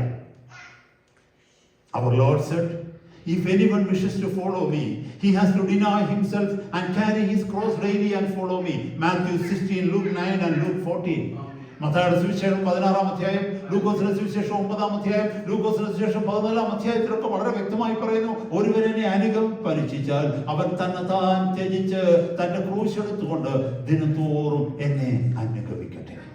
ക്രൂശിന്റെ വഴിയാണ്. തന്റെ ക്രൂശ് എടുത്തുകൊണ്ട് ഈ ലോകത്തിൽ തന്റെ കഷ്ടത എടുത്തുകൊണ്ട്, തന്റെ ജീവിതത്തിന്റെ ബുദ്ധിമുട്ടുകൾ അനുഭവിച്ചുകൊണ്ട്, എല്ലാം എടുത്തുകൊണ്ട് എന്റെ പിന്നാലെ വരണമെന്നാണ്. ഇതെല്ലാം മാറിയിട്ട് കർത്താവിന്റെ പിന്നാലെ വരണമെന്നല്ല. We need to deny ourselves. നാം നമ്മെ തന്നെ ത്യജിക്കണം. നമുക്ക് ഇഷ്ടമില്ല ഈ ജഡത്തിലേക്കൊന്ന് നോക്കിയേ. ഈ ജഡത്തിന് ഒരിക്കലും ഇഷ്ടമില്ല ക്രൂശിന്റെ വഴിയിലൂടെ പോകാൻ. അൺകംഫർട്ടബിൾ ആയിരിക്കുന്ന, അസൗകര്യമായിരിക്കുന്ന, പീഡനങ്ങളുള്ള, പ്രതിബന്ധങ്ങളുള്ള, തിരസ്കരണമുള്ള വഴികളിലൂടെ പോകുവാൻ നമ്മൾ ആഗ്രഹിക്കുന്നില്ല. നമ്മൾ ആഗ്രഹിക്കുന്ന അംഗീകാരമാണ്, നമ്മൾ ആഗ്രഹിക്കുന്ന അക്സെപ്റ്റൻസ് ആണ്, നമ്മൾ ആഗ്രഹിക്കുന്ന മറ്റുള്ളവരുടെ സ്നേഹമാണ്, നമ്മൾ ആഗ്രഹിക്കുന്ന മറ്റുള്ളവർ നമ്മളെ ഉയർത്തുന്നതാണ്, മറ്റുള്ളവരെ നമ്മളെ അംഗീകരിക്കുന്നതാണ്. പക്ഷെ ക്രൂശിന്റെ വഴി ഇതിന്റെ എല്ലാം ഓപ്പോസിറ്റാണ്. ക്രൂശിന്റെ വഴിയിലൂടെ നമ്മൾ നടക്കുമ്പോൾ നമ്മൾ നിന്ദിക്കപ്പെടും. ക്രൂശിന്റെ വഴിയിലൂടെ നമ്മൾ നടക്കുമ്പോൾ നമ്മൾ പരിഹസിക്കപ്പെടും. ക്രൂശിന്റെ വഴിയിലൂടെ നമ്മൾ നടക്കുമ്പോൾ നമ്മൾ പരിഹസിക്കപ്പെടുക മാത്രമല്ല, നമ്മളെ വിടക്കെന്നെണ്ണി നമ്മളെ പുറന്തള്ളും. ക്രൂശിന്റെ വഴി എന്ന് പറയുന്നത് നിന്ദയുടെയും പരിഹാസത്തിന്റെയും ഉപദ്രവങ്ങളുടെയും വഴി. അതാണ് ക്രൂശ്. അതെടുത്തുകൊണ്ട് എന്നെ അനുഭവിക്കാനാണ് കർത്താവ് പറയുന്നത്. We surrender our problem, preferences there. ക്രൂശിന്റെ വഴി എന്ന് പറയുമ്പോൾ we surrender our preferences there. കർത്താവിനെ കണ്ടുമുട്ടുന്നത് വരെ നമുക്ക് വലിയ ലക്ഷ്യങ്ങൾ ഈ ഭൂമിയിലുണ്ടായിരുന്നു. എന്റെ ജീവിതം അങ്ങനെയായിരുന്നു. എന്റെ കർത്താവിനെ കണ്ടുമുട്ടുന്നത് വരെ, ഞാൻ കണ്ടുമുട്ടുകയല്ല, കർത്താവ് എന്നെ കണ്ടുമുട്ടുന്നത് വരെ എനിക്ക് ലോകത്തിൽ വലിയ വലിയ ലക്ഷ്യങ്ങൾ ഉണ്ടായിരുന്നു. എന്റെ പ്രൊഫഷനെ സംബന്ധിച്ചായിക്കൊള്ളട്ടെ, എന്റെ ഭൗതിക ജീവിതത്തെ കുറിച്ചായിക്കൊള്ളട്ടെ, എന്റെ കുടുംബത്തെ കുറിച്ചായിക്കൊള്ളട്ടെ, എന്റെ മക്കളെ കുറിച്ചായിക്കൊള്ളട്ടെ, അടുത്ത 10 അല്ലെങ്കിൽ 50 അല്ലെങ്കിൽ അടുത്ത 100 വർഷം എന്റെ ജീവിതത്തിൽ ഞാൻ ഇന്നതൊക്കെ ചെയ്യുമെന്നൊക്കെ എനിക്ക് വ്യക്തമായ പ്ലാനുകൾ ഉണ്ടായിരുന്നു. അതനുസരിച്ചുള്ള ഹാർഡ് വർക്കായിരുന്നു എന്റെ ജീവിതം മുഴുവനും. പക്ഷേ കർത്താവിന്റെ ജീവിതത്തിലേക്ക് വന്നപ്പോൾ എന്റെ പ്രിഫറൻസസ് എല്ലാം അവന്റെ പാദപീഠത്തിൽ ഞാൻ വെച്ചു. അത് ക്രൂശിന്റെ വഴി. I surrendered my preferences there. We died to our selfishness. പിന്നെ നമുക്ക് സ്വാർത്ഥരായിട്ട് ജീവിക്കാൻ പറ്റില്ല. കാരണം ക്രിസ്തു സ്വാർത്ഥനല്ലായിരുന്നു, അപ്പോസ്തലന്മാർ സ്വാർത്ഥരല്ലായിരുന്നു. കർത്താവിന്റെ പാതയിലൂടെ ആരൊക്കെ നടന്നിട്ടുണ്ടോ അവരാരും സ്വാർത്ഥരല്ലായിരുന്നു. അവരുടെ പാതയിലാണ് ഞാനെന്ന് പറയുന്നുവെങ്കിൽ എനിക്കെങ്ങനെ പിന്നെ സ്വാർത്ഥനാകാൻ പറ്റും? സ്വാർത്ഥതയുടെ പാതയല്ല ദൈവസഭയുടെ പാത, നിസ്വാർത്ഥതയുടെ പാതയാണ്. നമ്മുടെ ജീവിതത്തിലേക്ക് ഒരാൾ നോക്കിക്കഴിഞ്ഞാൽ നമ്മൾ നമുക്ക് വേണ്ടി ജീവിക്കുന്നവരാണെന്ന് ഒരാൾ പറയരുത്. നമ്മളെ ഒത്തിരി സ്നേഹിക്കുന്നവരാണെന്ന് ഒരാൾ പറയരുത്. അങ്ങനെ വന്നു കഴിഞ്ഞാൽ നമ്മുടെ ജീവിതത്തിൽ മാറ്റമില്ല. ദൈവമക്കളെ, നമ്മുടെ ജീവിതത്തിൽ മാറിയിട്ടില്ല. നാം മറ്റുള്ളവരെ സ്നേഹിക്കുവാനായിട്ട് വിളിക്കപ്പെട്ടവരാ. ഈ ഒരു ചെറിയൊരു ജീവിതം ചിലർക്ക് ആശ്വാസം കൊടുക്കുവാൻ, ചിലരുടെ കണ്ണുനീരൊപ്പുവാൻ, ചിലരെ ലക്ഷ്യത്തിലേക്ക് നയിക്കുവാൻ, ചിലരെ ക്രിസ്തുവിലേക്ക് ചേർക്കുവാൻ, ദൈവരാജ്യത്തിലേക്ക് ചേർക്കുവാൻ, മരണത്തിന് ശേഷം നിനക്കൊരു ജീവിതമുണ്ടെന്ന് നമ്മുടെ ജീവിതത്തിലൂടെ മറ്റുള്ളവർക്ക് കാണിച്ചു കൊടുക്കുവാനായിട്ട് നമ്മൾ കഴിയണം, അല്ലേ? നമ്മളിൽ എത്ര പേരുടെ ജീവിതം നോക്കിക്കഴിഞ്ഞാൽ നമ്മുടെ ജീവിതത്തിൽ മാറ്റം വന്നെന്ന് മറ്റുള്ളവർക്ക് തോന്നും. പണ്ട് നമ്മുടെ ജീവിത ലക്ഷ്യമായിട്ട് എന്തായിരുന്നു അത് തന്നെയാണ് ഇന്ന് നമ്മുടെ ജീവിതത്തിൽ കാണുന്നതെങ്കിൽ നമുക്ക് സുവിശേഷം അറിയിക്കേണ്ട ഓരോ അർഹതയും ഇല്ല കേട്ടോ. ഈ ലോകത്തിലെ സുഖ സൗകര്യങ്ങൾ നമ്മൾ മുഴുകി കഴിയുക, ഈ ലോകത്തിലെ സമ്പാദ്യങ്ങൾ നമുക്ക് വർദ്ധിച്ചു വരിക, ഈ ലോകത്തിന്റെ അധികാരത്തിൽ നമ്മളും മുഴുകി നമ്മളും അധികാരിയായിട്ട് വളർന്നുകൊണ്ടിരിക്കുന്നു. ഈ ലോകത്തിലെ ക്രെഡൻഷ്യൽസും കൂട്ടുകെട്ടുകളുമാണ് അല്ലെ നമ്മുടെ പേരിനെ വലുതാക്കിക്കൊണ്ടിരിക്കുന്നു. ഇങ്ങനെയൊക്കെയുള്ള ഒരു ജീവിതത്തിന്റെ ചുറ്റുപാടിൽ ഒരു വ്യക്തി നമ്മളിലേക്ക് നോക്കുമ്പോൾ നമ്മളൊരു ക്രിസ്തുവിന്റെ ദാസനാണെന്നോ, ക്രിസ്തുവിന്റെ ശിഷ്യനാണെന്നോ, ക്രിസ്തുവിന്റെ ശുശ്രൂഷകനാണെന്നോ ലോകം പറയുമോ? സഹോദര സഹോദരി, ഇന്ന് ചുറ്റുപാട് നോക്കി അതാ നമുക്ക് കാണാൻ പറ്റുന്നത്. രാഷ്ട്രീയക്കാരേക്കാൾ കഷ്ടം. അവരെയും വിളിക്കുന്നത് ദൈവസഭയെന്ന്. അതിന്റെ മധ്യത്തിൽ നീ തെറ്റിപ്പോകരുത്. നീ തിരഞ്ഞെടുക്കുന്ന സഭ, നീ തിരഞ്ഞെടുക്കുന്ന കൂട്ടം, നീ കൂടി നടക്കുന്ന കൂട്ടായ്മ, അത് യഥാർത്ഥ ലക്ഷ്യത്തിലേക്ക് പോകുന്ന കൂട്ടമാണോ എന്നുള്ളത് നീ സ്വയം പരിശോധിക്കേണ്ടിയിരിക്കുന്നു. ഈ നാളുകളിൽ we carry burdens for one another. മറ്റുള്ളവരുടെ ഭാരങ്ങളെ ചുമക്കുന്നവരായിരിക്കണം നമ്മൾ. മറ്റുള്ളവരോട് കരുണയോടൊരു വാക്ക് പറയുവാൻ, നിന്ന് സംസാരിക്കുവാൻ സമയമുള്ളവരായിരിക്കണം നമ്മൾ. അവർക്ക് മറ്റൊരാൾക്ക് കൊടുക്കുവാൻ കുറച്ച് സമയം നമ്മുടെ കയ്യിൽ ഉണ്ടാവണം. എനിക്ക് സമയമില്ലെന്ന് പറഞ്ഞാൽ ഓടി നടക്കുന്ന ഒരു വ്യക്തിക്ക് ദൈവസഭയുടെ ഭാഗമാകുന്നത് എങ്ങനെയാണ്? Hallelujah. We give instead of only receiving. എനിക്കെല്ലാം വേണം, എല്ലാവരും എനിക്ക് തരണം, എനിക്ക് കിട്ടണം. അതല്ല ദൈവസഭ. എനിക്ക് എന്ത് കൊടുക്കാൻ പറ്റും എന്ന് ചിന്തിക്കുന്നത് ദൈവത്തിന്റെ സഭ. അപ്പോസ്തലപ്രവൃത്തി 20-ാം അധ്യായത്തിൽ നമ്മൾ പഠിക്കുന്നത് പോലെ it is more blessed to give than to receive. വാങ്ങുന്നതിനേക്കാൾ കൊടുക്കുന്നത് നല്ലത് അനുഗ്രഹം എന്ന് കർത്താവ് പഠിപ്പിച്ച വചനത്തെ ഓർക്കണമെന്ന് പൗലോസ് എഫേസസിലെ മൂപ്പന്മാരെ ഓർമ്മിപ്പിക്കുന്നുണ്ട്. വാങ്ങുന്നതിലല്ല അനുഗ്രഹം, കൊടുക്കുന്നതിൽ അനുഗ്രഹം. കൊടുക്കുവാൻ പഠിപ്പിക്കുന്നത് ദൈവസഭ. കയ്യിലുള്ളത് കൊടുക്കുവാൻ, ജീവിതത്തിലുള്ളത് കൊടുക്കുവാൻ, അവസാനം ജീവൻ പോലും കൊടുക്കുവാൻ പഠിപ്പിക്കുന്നതാണ് ദൈവത്തിന്റെ സഭ. കർത്താവ് അങ്ങനെയാണ് നമ്മളെ പഠിപ്പിച്ചത്. തനിക്കുള്ളതൊക്കെയും നമുക്ക് തന്നു. അപ്പോസ്തലന്മാർ അങ്ങനെയാണ് പഠിപ്പിച്ചത്. അവർക്കുള്ളതൊക്കെയും നമുക്ക് തന്നു. നമുക്ക് എന്ത് കൊടുക്കാൻ പറ്റും? ഈ തലമുറയ്ക്ക് വേണ്ടി നമ്മുടെ ജീവിതത്തിൽ എന്ത് കൊടുക്കാൻ പറ്റും? വരുന്ന തലമുറയ്ക്ക് വേണ്ടി നമ്മുടെ ജീവിതത്തിൽ എന്ത് കൊടുക്കാൻ പറ്റും? അതാണ് ദൈവത്തിന്റെ സഭ. അതാണ് ക്രൂശിന്റെ വഴി. ആ വഴിയിലൂടെ നടക്കുന്ന കൂട്ടത്തെയാണ് ദൈവത്തിന്റെ സഭ എന്ന് വിളിക്കുന്നത്. We stand for righteousness even when it costs us something. വില കൊടുക്കേണ്ടി വന്നാലും നീതിക്ക് വേണ്ടി നിൽക്കുന്ന കൂട്ടമാണ് ദൈവത്തിന്റെ സഭ. മറന്നു പോകരുത്. നീതിക്ക് വേണ്ടി നിൽക്കുന്ന കൂട്ടത്തെയാണ് ദൈവത്തിന്റെ സഭ എന്ന് പറയുന്നത്. നീ നിൽക്കുന്ന കൂട്ടം നീതിക്ക് വേണ്ടി നിൽക്കുന്ന കൂട്ടമാണോ? But it costs you something. നിനക്ക് വില കൊടുക്കേണ്ടി വന്നാൽ, ജീവിതത്തിൽ അസൗകര്യങ്ങൾ നിനക്ക് നേരിട്ടാൽ, നിനക്കുള്ള പലതും നഷ്ടപ്പെട്ടു പോകുമെന്ന് തോന്നിയാൽ, നീ പുറന്തള്ളപ്പെടുമെന്നും പുറത്താക്കപ്പെടുമെന്ന് തോന്നിയാൽ, നീതിയുടെ കൂടെ നിൽക്കുന്നുവെങ്കിൽ നീ ദൈവത്തിന്റെ സഭയുടെ ഭാഗമാണ്. A church that avoids the cross loses its power. ക്രൂശിനെ വേണ്ട എന്ന് പറയുന്ന സഭ ശക്തിയില്ലാത്ത സഭയാണ്. അത് ദൈവസഭയല്ല. A church that embraces the cross finds resurrection life. ക്രൂശിലൂടെ മാത്രമേ റിസറക്ഷൻ ലൈഫ് നമുക്കുള്ളൂ. പുനരുത്ഥാന ശക്തി, പുനരുത്ഥാന ജീവൻ നമ്മൾ വ്യാപരിക്കുന്നത് ക്രൂസിഫിക്ഷന് ശേഷമാണ്. കർത്താവ് മരിച്ചില്ലായിരുന്നുവെങ്കിൽ, കർത്താവ് ക്രൂശിക്കപ്പെട്ടില്ലായിരുന്നെങ്കിൽ അവൻ അടക്കപ്പെടത്തില്ലായിരുന്നു. അവൻ അടക്കപ്പെട്ടില്ലായിരുന്നുവെങ്കിൽ he wouldn't have been resurrected. Because he was crucified, he was buried. Because he was buried, he was raised up.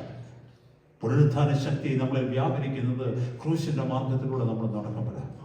അപ്പോഴാ അപ്പോസ്തലൻ പറഞ്ഞ എന്നോട് പറയാൻ പറ്റുന്നത് എൻ്റെ ബലഹീനതയിൽ ഞാൻ ശക്തി അനുഭവിക്കുന്നത്. Hallelujah. 3, the church should go the way of love. സ്നേഹത്തിന്റെ പാതയിലൂടെ സഞ്ചരിക്കുന്നതാണ് സഭ. 1 നമ്മൾ കേട്ടു, ക്രിസ്തുവിന്റെ വഴിയെ, ക്രിസ്തുവിനെ പിൻഗമിക്കുന്നതാണ് സഭ. 2, ക്രൂശിന്റെ പാതയിലൂടെ നടക്കുന്ന കൂട്ടമാണ് സഭ.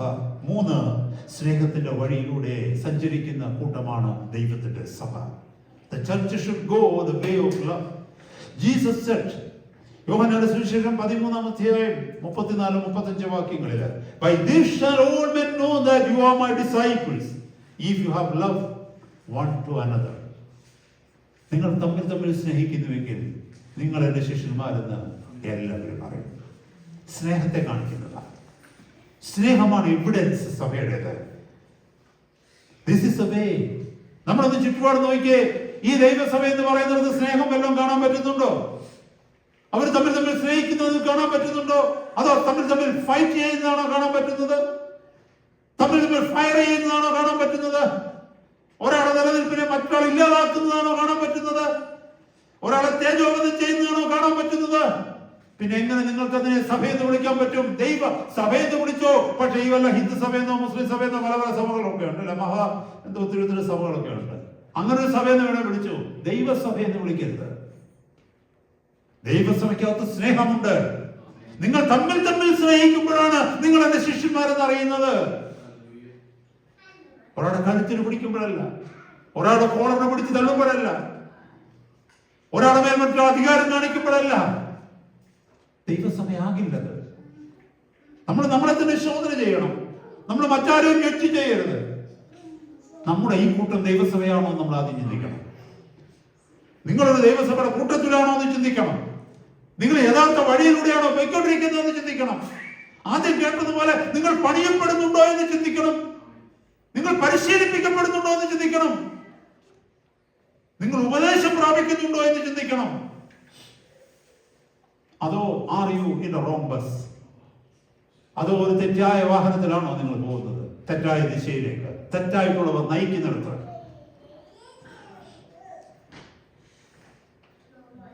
This is the way God has called us to form His church. ദൈവത്തിന്റെ സഭയെ പണിയുന്നത് സ്നേഹത്തിലെ.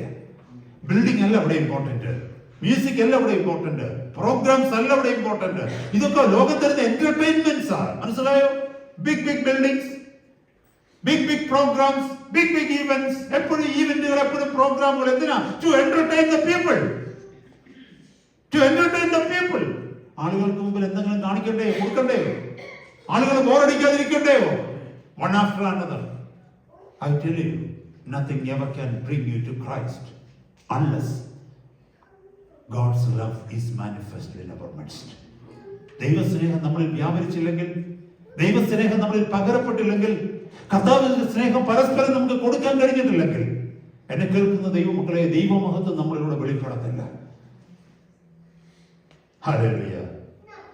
Love is the real evidence of the church. ദൈവസഭയുടെ യഥാർത്ഥ അടയാളമാണ് സ്നേഹം. നമ്മൾ പരസ്പരമുള്ള ബന്ധം കാണുമ്പോൾ, നമ്മൾ പരസ്പരമുള്ള കൂട്ടായ്മ കാണുമ്പോൾ, പരസ്പരമുള്ള കരുതൽ കാണുമ്പോൾ, ലോകം പറയും ഇവര് ദൈവമക്കളാന്ന് പറയും, ഇവര് ദൈവജനമാന്ന് പറയും. പണ്ടങ്ങനെ പറഞ്ഞിരുന്ന ഒരു കാലഘട്ടം ഉണ്ടായിരുന്നു കേട്ടോ. ഇന്നതൊക്കെ പോയി. ഇന്ന് നമ്മള് പരസ്പരം സ്നേഹിക്കുന്നത് എനിക്ക് മറ്റുള്ളവർക്ക് എന്ത് കിട്ടും എന്നുള്ള ചിന്തയില്ല, എന്ത് കൊടുക്കാം എന്നുള്ള ചിന്തയിലല്ല. എന്നെ കേൾക്കുന്ന സഹോദര സഹോദരി, don't waste your life, don't waste your time, don't be deceived. The church should go the way of love that welcomes the broken. എങ്ങനെ സ്നേഹിക്കണമെന്ന ബ്രോക്കൺ ആയിരിക്കുന്നവരെ സ്വീകരിക്കണം. നമ്മളെക്കാൾ നിലവാരം കുറഞ്ഞവരെ, നമ്മളെക്കാൾ വിദ്യാഭ്യാസം കുറഞ്ഞവരെ, നമ്മളെക്കാൾ ജീവിത സാഹചര്യങ്ങൾ കുറഞ്ഞവരെ, നമ്മളെക്കാൾ ഒറ്റപ്പെട്ട് കിടക്കുന്നവരെ സ്വന്തമായിട്ട് സ്നേഹിക്കുവാൻ കഴിയുന്നവരാണ് ദൈവത്തിന്റെ സഭ. വേർതിരിവില്ലാതെ ഇതെന്റെ സഹോദരനാണ്, ഇതെന്റെ സഹോദരിയാണെന്ന് പറഞ്ഞ് ചേർത്ത് പിടിക്കുവാൻ നമുക്ക് കഴിയണം. അവരുടെ സോഷ്യൽ സ്റ്റാറ്റസോ, അവരുടെ വിദ്യാഭ്യാസമോ, അവരുടെ ജോലി മഹിമയോ, അപ്ബ്രിംഗിങ്ങോ, അവരുടെ കുടുംബ സാഹചര്യങ്ങളോ, പരിതസ്ഥിതികളോ, ഇതൊന്നും വ്യത്യാസമില്ല. അവർ ക്രിസ്തുവിലേക്ക് വന്നെങ്കിൽ, അവർ ദൈവസഭയിലേക്ക് വന്നെങ്കിൽ, കർത്താവിന്റെ സഭയുടെ ഭാഗമായിട്ടുണ്ടെങ്കിൽ എന്റെ സ്വന്തം സഹോദരനാണ്, എന്റെ സ്വന്തം സഹോദരിയാണ്. ബ്രോക്കൺ ഹാർട്ടഡ് ആയിട്ടുള്ള, മുറിഞ്ഞുപോയ ഹൃദയമുള്ളവ, നുറുക്കപ്പെട്ട ഹൃദയമുള്ളവരെ ചേർത്ത് പിടിക്കുവാനായിട്ട് നമുക്ക് കഴിയണം. കർത്താവ് അതാ നമുക്ക് കാണിച്ചു തന്നത്. Listen to the hurting. അതായത് ഹൃദയത്തിൽ വേദനപ്പെട്ട് ഞരങ്ങുന്നവരെ കേൾക്കുവാൻ നമുക്ക് സമയമുണ്ടാകണം. അവർക്ക് വേണ്ടി കൊടുക്കുവാൻ നമുക്ക് സമയമുണ്ടാകണം. We must be having time to spend with those people who are hurting. ഇന്ന് ലോകത്തിന് സമയമുണ്ടോ സഹോദര സഹോദരി? ആ സമയങ്ങളെടുത്ത് നമ്മൾ നമുക്ക് വേണ്ടി പലതും ചെയ്യും. ഹല്ലേലൂയ.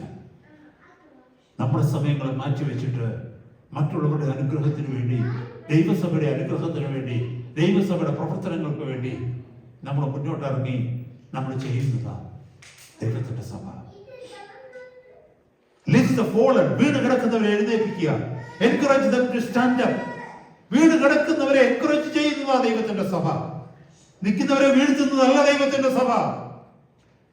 ചിരിച്ചുകൊണ്ട് വരുന്നവർ കരഞ്ഞുകൊണ്ട് പോകുന്നതല്ല ദൈവത്തിന്റെ സഭ. വീണ് കിടക്കുന്നവരെ ബലപ്പെടുത്തി എഴുന്നേൽപ്പിക്കുന്ന സഹോദര, സാരമില്ല, നീ വീണല്ലോ, ഇനി വീഴാതിരിക്കാൻ നോക്കാം, നമുക്ക് ഒന്നിച്ച് നിൽക്കാം, ഞാനും പിടിക്കാം. ഇത് പറയുന്ന ദൈവത്തിന്റെ സഭ. ഇതങ്ങനെയാണോ? നടന്നു പോകുന്നവരെ പിടിച്ചു തള്ളിയിടുകയാണ് അല്ലേ? എന്നെ കേൾക്കുന്ന ദൈവമക്കളെ, മുറിവേറ്റവർക്ക് ആശ്വാസം കൊടുക്കുന്ന കൂട്ടമാണ് ദൈവത്തിന്റെ സഭ. അത് നമുക്ക് കഴിയണം. നമ്മുടെ ജീവിതം കൊണ്ട് അത് കഴിയണം. നമ്മുടെ മധ്യത്തിലേക്ക് മുറിവേറ്റ ഒരാൾ വന്നാൽ, ഹൃദയവേദനയോട് ഒരാൾ വന്നാൽ, ലോകം തള്ളിക്കളഞ്ഞ ഒരാൾ വന്നാൽ, സമൂഹം സമൂഹം വേണ്ടാന്ന് പറഞ്ഞ ഒരാൾ ദൈവസഭയുടെ മധ്യത്തിലേക്ക് വന്നാൽ, അവർക്ക് വേണ്ടാത്തവരെ ഞങ്ങൾക്ക് വേണമെന്ന് പറഞ്ഞ് നമ്മളോടുകൂടി ചേർക്കുന്നതാണ് ദൈവത്തിന്റെ സഭ. കർത്താവ് അതാ ചെയ്തത്. Forgives the guilty. Be patient with others. തെറ്റുകാരോട് ക്ഷമിക്കുന്നത്, മറ്റുള്ളവരോട് ക്ഷമ കാണിക്കുന്നത്. ലോകത്തിന് അതിന് പറ്റത്തില്ല കേട്ടോ. ഈ ഒരു സ്ഥലത്ത് ഒരു മിസ്റ്റേക്ക് കാണിച്ചാൽ 1 warning, 2nd warning, 3rd warning, you are fired and you are out. സ്കൂളിലായാലും കോളേജിലായാലും യൂണിവേഴ്സിറ്റീസിലായാലും എല്ലായിടത്തും അങ്ങനെയാണ്. 1, 2, 3 നമ്മൾ വെളിയില്ല. ദൈവത്തിന്റെ സഭയിൽ നമ്മൾ കുറച്ചും കൂടെ കരുണ കാണിക്കും. ആ വ്യക്തിയുടെ കൂടെ സമയം ചെലവഴിക്കും. ആ വ്യക്തിയെ മാർഗത്തിൽ നിന്ന് മാറ്റുവാനായിട്ട് നമ്മൾ ശ്രമിക്കും. അവരുടെ കൂടെ ചേർന്നിരുന്ന് പ്രാർത്ഥിക്കും. അവരുടെ പ്രശ്നങ്ങൾ അറിയും. അതിനുള്ള പരിഹാരം കൃപയിൽ ആശ്രയിച്ചവർക്ക് പറഞ്ഞു കൊടുക്കും. ദൈവത്തിന്റെ സഭയുടെ പ്രത്യേകതയാണ്. അല്ലാതെ അവരെ കൊണ്ട് മുതലെടുക്കുന്നതല്ല ദൈവത്തിന്റെ സഭ. അവരിൽ നിന്ന് പിടിച്ചു വാങ്ങുന്നതല്ല ദൈവത്തിന്റെ സഭ. എന്നെ കേൾക്കുന്ന ദൈവമക്കളെ, ദൈവത്തിന്റെ സഭയുടെ പ്രത്യേകത സ്നേഹം അവിടെ കാണുന്നു. Walk with the people until they develop a personal relationship with the Lord. Walk with the people until they find a personal relationship with the Lord. ഒരു വ്യക്തിയുടെ കൂടെ നമ്മൾ നടക്കും. നമ്മളെപ്പോലെ അവര് കർത്താവുമായി ഒരു ബന്ധത്തിൽ പൂർണ്ണമായി സ്വാതന്ത്ര്യത്തോടെ ആകുന്നത് വരെ അവരുടെ കൈ പിടിച്ച് നടത്തും. നമ്മൾ നമ്മുടെ കുഞ്ഞുങ്ങളെ വളർത്തുന്ന അങ്ങനെയല്ലേ? അവരുടെ എല്ലാ ആവശ്യങ്ങൾക്കും നമ്മൾ കൂടെയുണ്ട്. അവരെ ബാത്റൂമിൽ കൊണ്ടുപോകും നമ്മൾ, അല്ലേ? അവരെ കുളിപ്പിക്കും നമ്മൾ, അവരെ സ്കൂളിൽ കൈ പിടിച്ചുകൊണ്ട് പോകും. പക്ഷെ അവർ തന്നെ ഇതൊക്കെ ചെയ്യാൻ തുടങ്ങുമ്പോൾ നമ്മൾ എന്ത് ചെയ്യുന്നറിയാമോ? നമ്മുടെ കൈ പിടിക്കും. ആത്മീയ ജീവിതവും അങ്ങനെയാണ് കേട്ടോ. ദൈവസഭയിലേക്ക് ഒരു വ്യക്തി കടന്നു വന്നാൽ അവർ കർത്താവിനെ കണ്ടുമുട്ടുന്നത് വരെ, കർത്താവുമായിട്ടൊരു വ്യക്തിപരമായ ബന്ധത്തിൽ സ്വാതന്ത്ര്യത്തിൽ ആകുന്നത് വരെ, ഒരു പക്വതയിലാകുന്നത് വരെ ആ വ്യക്തിക്ക് കരം കൊടുത്ത് പിടിച്ച് ആ വ്യക്തിയോട് ചേർന്ന് നടക്കുവാനൊക്കെ വേണം നമ്മൾ ശ്രമിക്കും. അതാ ദൈവത്തിന്റെ സഭ. ഇതൊക്കെ കഴിയുന്നുണ്ടോ നമ്മുടെ സഭയിൽ എല്ലാവർക്കും? ചുറ്റുപാടുമുള്ള കൂട്ടങ്ങളിൽ ഇത് കാണുന്നുണ്ടോ സഹോദര സഹോദരി? അതോ വന്നു കണ്ടു ഇരുന്നു കൊടുത്തു പോയി, ഒരു ബന്ധങ്ങളുമില്ല ആരുമായിട്ട്? അതാണോ ദൈവസഭ? പണിയപ്പെടുന്നുണ്ടോ ആരെങ്കിലും? അങ്ങോട്ടും ഇങ്ങോട്ടും അറിയുന്നുണ്ടോ? അങ്ങോട്ടും ഇങ്ങോട്ടും നമ്മൾ ചുമക്കുന്നുണ്ടോ? അങ്ങോട്ടും ഇങ്ങോട്ടും കൈതാങ്ങുന്നുണ്ടോ? അങ്ങോട്ടും ഇങ്ങോട്ടും സ്നേഹിക്കുന്നുണ്ടോ? സേവിക്കുന്നുണ്ടോ? ക്ഷമിക്കുന്നുണ്ടോ? പിന്നെ എങ്ങനെ അതൊരു സഭയാകും? പിന്നെ അതെങ്ങനെ ഒരു ദൈവസഭയാകും? We need to show love that is never experienced elsewhere. A love that blesses others, a love that suffers loss and rejection, a love that prays for the enemies, a love that never expects anything in return. ശത്രുക്കളെ സ്നേഹിക്കുന്നത്, ആരിൽ നിന്നും ഒന്നും പ്രതീക്ഷിക്കാതിരിക്കുന്നത്, നിന്ദയും പരിഹാസവും സന്തോഷത്തോടെ സഹിക്കുന്നത്. ഇതാ സഭ, ദൈവസഭ. ദൈവസഭ എന്ന് പറഞ്ഞാൽ ഇതാ ഒരു വിശ്വാസിയുടെ ജീവിതം. ഈ വിളിയിലേക്കാണ് നമ്മൾ വിളിക്കപ്പെട്ടത്. ഞാൻ വേഗം മുന്നോട്ട് പോകട്ടെ. നാലാമത്തേത്, a church should go the way of mission. ഒന്ന്, യേശുവിന്റെ പിന്നാലെ പോകുന്നത് ദൈവസഭ. രണ്ട്, ക്രൂശിന്റെ പാതയിൽ സഞ്ചരിക്കുന്നത് ദൈവത്തിന്റെ സഭ. മൂന്ന്, സ്നേഹത്തെ കാണിക്കുന്നത്, സ്നേഹത്തിന്റെ പാതയിലൂടെ പോകുന്നത് ദൈവത്തിന്റെ സഭ. നാല്, the church should go the way of mission. Mission പ്രവർത്തനങ്ങളിൽ അല്ലെങ്കിൽ ദൈവത്തിന്റെ പദ്ധതിയുടെ ഭാഗമാകുന്നതാണ് ദൈവത്തിന്റെ സഭ. അല്ലാതെ നമ്മൾ രക്ഷിക്കപ്പെട്ടു, നമ്മൾ നല്ല വഴിയില്ല, നമ്മൾ ക്രൂശിന്റെ നമ്മുടെ സ്വർഗത്തിലേക്കുള്ള വഴിയില്ല, നമ്മൾ ഏതായാലും ജീവന്റെ പുസ്തകത്തിൽ നമ്മുടെ പേരെഴുതി, ഓക്കെ, അതല്ല.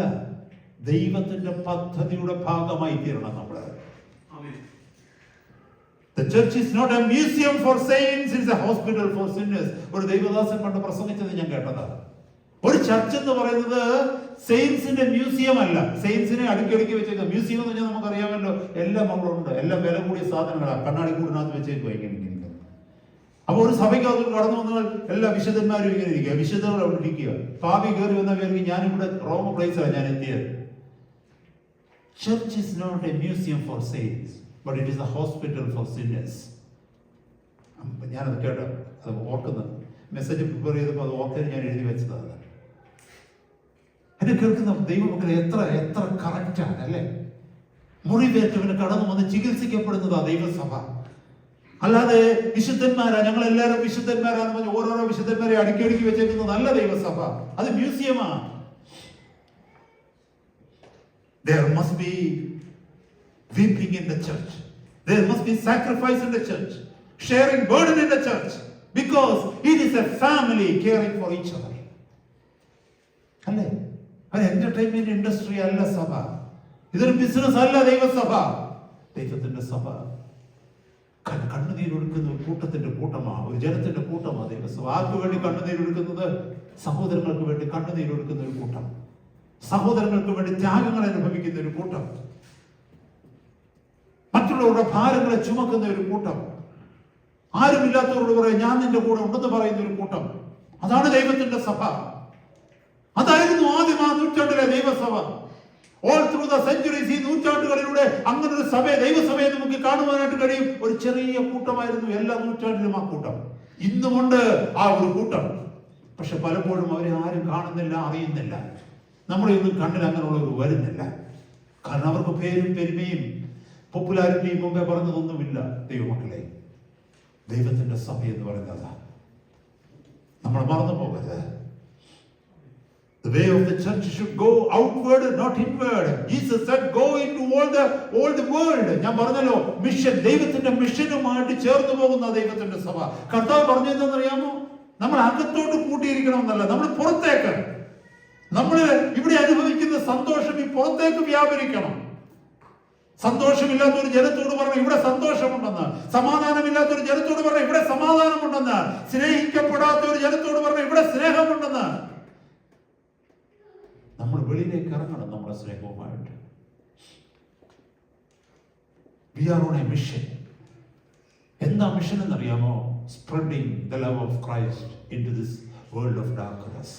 ഈ അന്ധകാരത്തിന്റെ ലോകത്തിലേക്ക് ക്രിസ്തുവിന്റെ സ്നേഹത്തെ അറിയിക്കുവാൻ തക്കവണ്ണം വിളിക്കപ്പെട്ടിരിക്കുന്ന മിഷണറീസ് ആണ് നമ്മൾ. We are missionaries with a vision. എന്താ വിഷൻ എന്നറിയാമോ? നമ്മൾ ഈ രക്ഷ കണ്ടെത്തിയതുപോലെ ഈ ലോകത്തിലുള്ളവർ മുഴുവനും ഈ രക്ഷ കണ്ടെത്തണം. ഈ കർത്താവിന്റെ വഴിയിലേക്ക് വരണം, നിത്യജീവനെ അവർ പ്രാപിക്കണം. So we are here with a mission. അതുകൊണ്ട് നമ്മളാൽ കഴിയുന്നതെല്ലാം ചെയ്യണം. നമുക്ക് പോകാൻ പറ്റുന്നില്ലെങ്കിൽ അവിടെ ഉള്ളവരെ നമ്മൾ കൈത്താങ്ങ് കൊടുക്കണം. കാരണം നമുക്ക് ദൈവസന്നിധിയിലെ പ്രാഗൽഭ്യമുണ്ട്. എനിക്ക് പോകാൻ കഴിയത്തില്ല, ലോകത്തിന്റെ പല കോണുകളിൽ എനിക്ക് കടന്നു പോകാൻ കഴിയത്തില്ല. പക്ഷേ അവിടെ കഷ്ടത അനുഭവിക്കുന്നവരെ എന്നാൽ കഴിവത് ഞാൻ സഹായിക്കും, ചെറുതായിട്ടെങ്കിലും. കാരണം you become a part of their mission and you become a missionary in that sense. കർത്താവിന്റെ സന്നിധിയിൽ അവർ നിങ്ങൾക്ക് വേണ്ടി പ്രാർത്ഥിക്കും. അവർ നേടുന്ന ഓരോ ആത്മാക്കളുടെ വിഹിതം ദൈവം നമുക്ക് തരും. കാരണം അവരെ അവിടെ നിർത്തിയിരിക്കുന്ന നമ്മുടെ പ്രാർത്ഥനയും നമ്മുടെ സഹായങ്ങളുമാണ്. അതുകൊണ്ട് ഈ നാളുകളിൽ ഞാൻ എൻകറേജ് ചെയ്യുന്നത് സഹോദരങ്ങളെ, പണം കൊടുക്കാൻ വേണ്ടി മാത്രമല്ല, അവരെ വിളിക്കാൻ. അതിനാ ഞാൻ നിങ്ങളെ ഓരോരുത്തരുടെയും അവരുടെ ഫോൺ നമ്പറുകളൊക്കെ തരുന്നത്. എന്തിനാണെന്നറിയാമോ? ഇടയ്ക്കിടയ്ക്ക് അവരെ ഒന്ന് വിളിക്കണം. അവർക്ക് തോന്നുന്നു, ഓ, എനിക്ക് വേണ്ടി പ്രാർത്ഥിക്കുന്നവരുണ്ട്, എന്നെ ഒന്ന് വിളിച്ച് ഞങ്ങളുടെ സ്നേഹാന്വേഷണങ്ങൾ അന്വേഷിക്കുന്നവരുണ്ട്. അതാണ് ഫെലോഷിപ്പ്. ദൈവസന്നിധിയിൽ എത്ര ശ്രേഷ്ഠമാണതെന്നറിയാമോ? എത്രമാത്രം വിലയേറിയതാണതെന്നറിയാമോ ദൈവമക്കളെ? നമുക്ക് വേണ്ടി, നമ്മുടെ മക്കൾക്ക് വേണ്ടി, നമ്മുടെ തലമുറകൾക്കും വേണ്ടി ജീവിക്കും. ഒരു ദിവസം ഇതെല്ലാം കളഞ്ഞിട്ട് പോകും. ഇന്ന് പ്രഭാതത്തിൽ കേട്ടതുപോലെ എംപ്റ്റി ബാഗുമായിട്ട്, ബാഗിനകത്ത് ഒന്നുമില്ലാതെ നിത്യതയിലേക്ക് നമ്മൾ പോകേണ്ടി വരും, ഒരു നിക്ഷേപവും ഇല്ലാതെ. കർത്താവ് പറഞ്ഞു, പുഴുവും തുരുമ്പും കെടുക്കുകയും കള്ളന്മാർ തുറന്ന് മോഷ്ടിക്കുകയും ചെയ്ത ഈ ഭൂമിയിൽ നിങ്ങൾക്ക് നിക്ഷേപം വരുത്. കള്ളന്മാർ തുറന്ന് മോഷ്ടിക്കാത്ത, പുഴുവും തുരുമ്പും കെടുക്കാത്ത സ്വർഗത്തിൽ നിങ്ങൾ നിക്ഷേപം വെക്കണം. സ്വർഗത്തിൽ ഒരു നിക്ഷേപമുണ്ട്, ഒരു ബാങ്കുണ്ട്. നമുക്ക് എത്ര പേർക്ക് സ്വർഗത്തിൽ നിക്ഷേപമുണ്ട് എന്നുള്ളത് നമ്മൾ ഇന്നത്തെ രാത്രി ചിന്തിക്കുക. അതോ നമ്മൾ ഈ ലോകത്തിൽ ഇതൊക്കെ കളഞ്ഞ് അടിച്ചു പൊളിച്ച് ഈ ലോകത്തിൽ കളഞ്ഞ് നിത്യയിലേക്ക് പോകുമ്പോൾ കൈയും വീശി ഒന്നുമില്ലാത്തവനെ പോലെ, ഒന്നുമില്ലാത്തവളെ പോലെ 80, 90, 100 വർഷം ജീവിച്ചു, ഒരു പ്രയോജനവുമില്ല. നേടിയതൊക്കെ ഈ ലോകത്തിൽ അടിച്ചു പൊളിച്ച് ജീവിച്ചു. ഓരോ ദിവസവും ബുദ്ധിയില്ലാതെ, വിശ്രമില്ലാതെ, കർത്താവ് പറഞ്ഞ വഴികൾ അനുസരിക്കാതെ, നിത്യതയിലേക്ക് പൈസ അയക്കാതെ. എന്നെ കേൾക്കുന്ന ദൈവമക്കളെ, let our heart be open, let our eyes be open before the Lord. A church that is not reaching the lost is losing its purpose. ലോകത്തിൽ നഷ്ടപ്പെട്ടു പോകുന്ന ജനത്തിന്റെ അടുക്കിലേക്ക് എത്തുവാൻ തക്കോണം ആഗ്രഹമില്ലാത്ത ഒരു സഭയെന്ന് പറഞ്ഞാൽ പർപ്പസ് ഇല്ലാത്ത ഒരു സഭയെ ഈ ലോകത്തിൽ ദൈവം ആക്കി വെച്ചിരിക്കുന്ന. അതിന് കർത്താവ് തന്ന കമ്മീഷനിങ് അതാണ്. ലോകമൊക്കെയും പോയി സകല ജാതികളെയും എന്റെ ശിഷ്യരാക്കിക്കൊള്ളുവിൻ, ക്രിസ്തുവിന്റെ ശിഷ്യരാക്കാൻ. അതാണ് നമ്മളെ വിളിച്ചിരിക്കുന്ന കോളിംഗ്. നമ്മളതിന് സപ്പോർട്ട് ചെയ്യണം. ആ മിഷൻ എപ്പോഴും സപ്പോർട്ട് ചെയ്യണം. നമ്മളല്ലാവത് അതിന് സപ്പോർട്ട് ചെയ്യണം. So you become A part of God's mission. Last final point 5 മിനിറ്റിനുള്ളിൽ പറഞ്ഞു നിർത്തുവാനാണ് ഞാൻ ആഗ്രഹിക്കുന്നത്. The church should go the way of the Spirit. Spirit means Holy Spirit. Hallelujah. ദൈവസഭ പോകേണ്ടത് ദൈവത്തിന്റെ പരിശുദ്ധാത്മാവ് കാണിച്ചു തരുന്ന വഴിയിലൂടെയാണ്. നോട്ട് ബൈ മൈറ്റ്, സ്വന്തം ശക്തിയിലല്ല, നോട്ട് ബൈ പവർ, നമ്മുടെ ശക്തിയിലല്ല, ബട്ട് ബൈ ഹിസ് സ്പിരിറ്റ്. സൈന്യത്താലല്ല, ശക്തിയാലല്ല, ദൈവത്തിന്റെ ആത്മാവിന്റെ ശക്തിയാൽ. സങ്കീർത്തനത്തിൽ നമ്മൾ പാടുന്നുള്ളതാണ്. Not by might, not by power, but by spirit. സൈന്യത്താലല്ല, ശക്തിയാലല്ല, ദൈവത്തിന്റെ പരിശുദ്ധാത്മാവിന്റെ ശക്തിയാൽ മാത്രമേ നമുക്ക് ക്രിസ്തീയ ജീവിതം ജീവിക്കാനായിട്ട് കഴിയും. Hallelujah. Only the Spirit can transform a life. Only the Spirit can convict a heart. Only the Spirit can set a soul free. നമ്മുടെ വാക്കുകൾക്ക് ഒരു വ്യക്തിയെ മാനസാന്തരത്തിലേക്ക് നയിക്കാൻ കഴിയത്തില്ല. ദൈവത്തിന്റെ പരിശുദ്ധാത്മാവിന് മാത്രമേ ഒരു വ്യക്തിക്ക് കുറ്റബോധം വരുത്താൻ പറ്റൂ. ദൈവത്തിന്റെ പരിശുദ്ധാത്മാവിന് മാത്രമേ ഒരു വ്യക്തി പാപിയാണെന്നുള്ള ബോധം കൊടുക്കുവാനായിട്ട് പറ്റൂ. ദൈവത്തിന്റെ പരിശുദ്ധാത്മാവിന് മാത്രമേ നിത്യരക്ഷയുടെ വാതിൽ എന്റെ മുമ്പിൽ ഉണ്ടെന്ന് ഒരു മനുഷ്യന് കാണിച്ചു കൊടുക്കുവാനായിട്ട് പറ്റൂ. ദൈവസഭയെ നയിക്കേണ്ടത് ദൈവത്തിന്റെ പരിശുദ്ധാത്മാവാണ്. The Spirit has to lead the church. ദൈവസഭയെ നയിക്കേണ്ടത് നമ്മുടെ നോളജ് അല്ല, നമ്മുടെ ബുദ്ധിയല്ല, മുമ്പേ പറഞ്ഞിട്ടുണ്ട്, നമ്മുടെ ഇവന്റ്സ് അല്ല, നമ്മുടെ പ്രോഗ്രാംസ് അല്ല, നമ്മുടെ സ്കെഡ്യൂളുകളല്ല, നമ്മുടെ പെർഫോമൻസ് അല്ല. പിന്നെയോ ദൈവത്തിന്റെ സഭയെ നയിക്കേണ്ടത് ദൈവത്തിന്റെ പരിശുദ്ധാത്മാവാണ്. അവസാന നാളിൽ കർത്താവിന്റെ വരവെങ്കിൽ മധ്യാകാശത്ത് കർത്താവ് കടന്നു വരുമ്പോൾ ദൈവത്തിന്റെ സഭയെ കാന്തന്റെ അടുക്കലേക്ക് ഉയർത്തിക്കൊണ്ടുപോകുന്നത് ദൈവത്തിന്റെ പരിശുദ്ധാത്മാവാണ്. അന്നുവരെ അവൻ ആ വേല ചെയ്തുകൊണ്ടിരിക്കുക, മണവാട്ടി അവൻ ഒഴുക്കിക്കൊണ്ടിരിക്കുക. ആ മണവാട്ടിയാൽ നയിക്കപ്പെടുന്നതാണ് ദൈവത്തിന്റെ സഭ. നമ്മൾ മറന്നു പോകരുത്. The way of the church should go is a way that follows the voice of the Holy Spirit. ദൈവത്തിന്റെ പരിശുദ്ധാത്മാവിന്റെ ശബ്ദം കേട്ട് അനുസരിച്ച് നയിക്കപ്പെടുന്നതാണ് ദൈവത്തിന്റെ സഭ. In conclusion, what is the church? How should it go? എന്താണ് ദൈവസഭ? ഏതാണ് ദൈവത്തിന്റെ സഭയുടെ വഴി? ഒന്ന്, the way of Christ, because Christ is our example. ക്രിസ്തുവിന്റെ പാത, ക്രിസ്തു നടന്ന പാതയാണ് ഒരു ദൈവസഭയുടെ പാത. കാരണം ക്രിസ്തുവാണ് നമ്മുടെ മാതൃക. രണ്ട്, the way of cross, ക്രൂശിന്റെ വഴി. കാരണം ആ ക്രൂശിന്റെ വഴി, ഇറ്റ് ഈസ് അവർ സാക്രിഫൈസ്. നമ്മുടെ കർത്താവ് നടന്ന വഴിയാണ് ക്രൂശിന്റെ വഴി. അതിലൂടെയാണ് അവൻ തന്റെ ജീവനെ നമുക്ക് വേണ്ടി യാഗമായി തന്നത്. അതുകൊണ്ട് നാം നടക്കേണ്ടുന്ന വഴി ക്രൂശിന്റെ വഴിയാണ്. ആ വഴിയിലൂടെയാണ് നമ്മുടെ ജീവിതം ഈ ലോകത്തിന്റെ മുമ്പിൽ യാഗമായി തീരേണ്ടത്. കാരണം ചില വ്യക്തികളെ ക്രിസ്തുവിലേക്ക് കൊണ്ടുവരുവാൻ നമുക്ക് കഴിയുക. മൂന്ന്, the way of love, because that is the evidence that we are the people of God. സ്നേഹത്തിന്റെ വഴിയിലൂടെ പോകുന്നതാണ് ദൈവത്തിന്റെ സഭ. കാരണം ഈ സ്നേഹത്തിന്റെ വഴിയാണ് നമ്മൾ ദൈവത്തിന്റെ ജനമാണെന്ന് മറ്റുള്ളവരെ കാണിച്ചു കൊടുക്കുന്നത്. നാല്, the way of mission, ദൈവത്തിന്റെ പദ്ധതികളുടെ ഭാഗമായി തീരുന്നത്. because that is our purpose. അതിനുവേണ്ടിയാണ് നമ്മൾ വിളിക്കപ്പെട്ടിരിക്കുന്നത്, ലോകമൊക്കെയും കർത്താവിന്റെ സാക്ഷികളായി തീരുവാൻ. And finally, it is the way of the Spirit. പരിശുദ്ധാത്മാവിന്റെ വഴി, പരിശുദ്ധാത്മാവ് കാണിച്ചു വഴി കരുന്ന വഴി. കാരണം that is the power of church. ദൈവത്തിന്റെ സഭയുടെ പവറാണ്. If we go that way, God will take us where we need to be. ഈ വഴിയിലൂടെ നമ്മൾ നടക്കുകയാണെങ്കിൽ നമ്മൾ എത്തേണ്ടയിടത്ത് കർത്താവ് നമ്മളെ എത്തിക്കും. If we follow this way, the world will see Jesus in us. ഈ വഴിയിലൂടെ നമ്മൾ നടക്കുകയാണെങ്കിൽ ഈ ലോകം ക്രിസ്തുവിനെ നമ്മളിൽ കാണും. If we walk this way, we will not depart from it.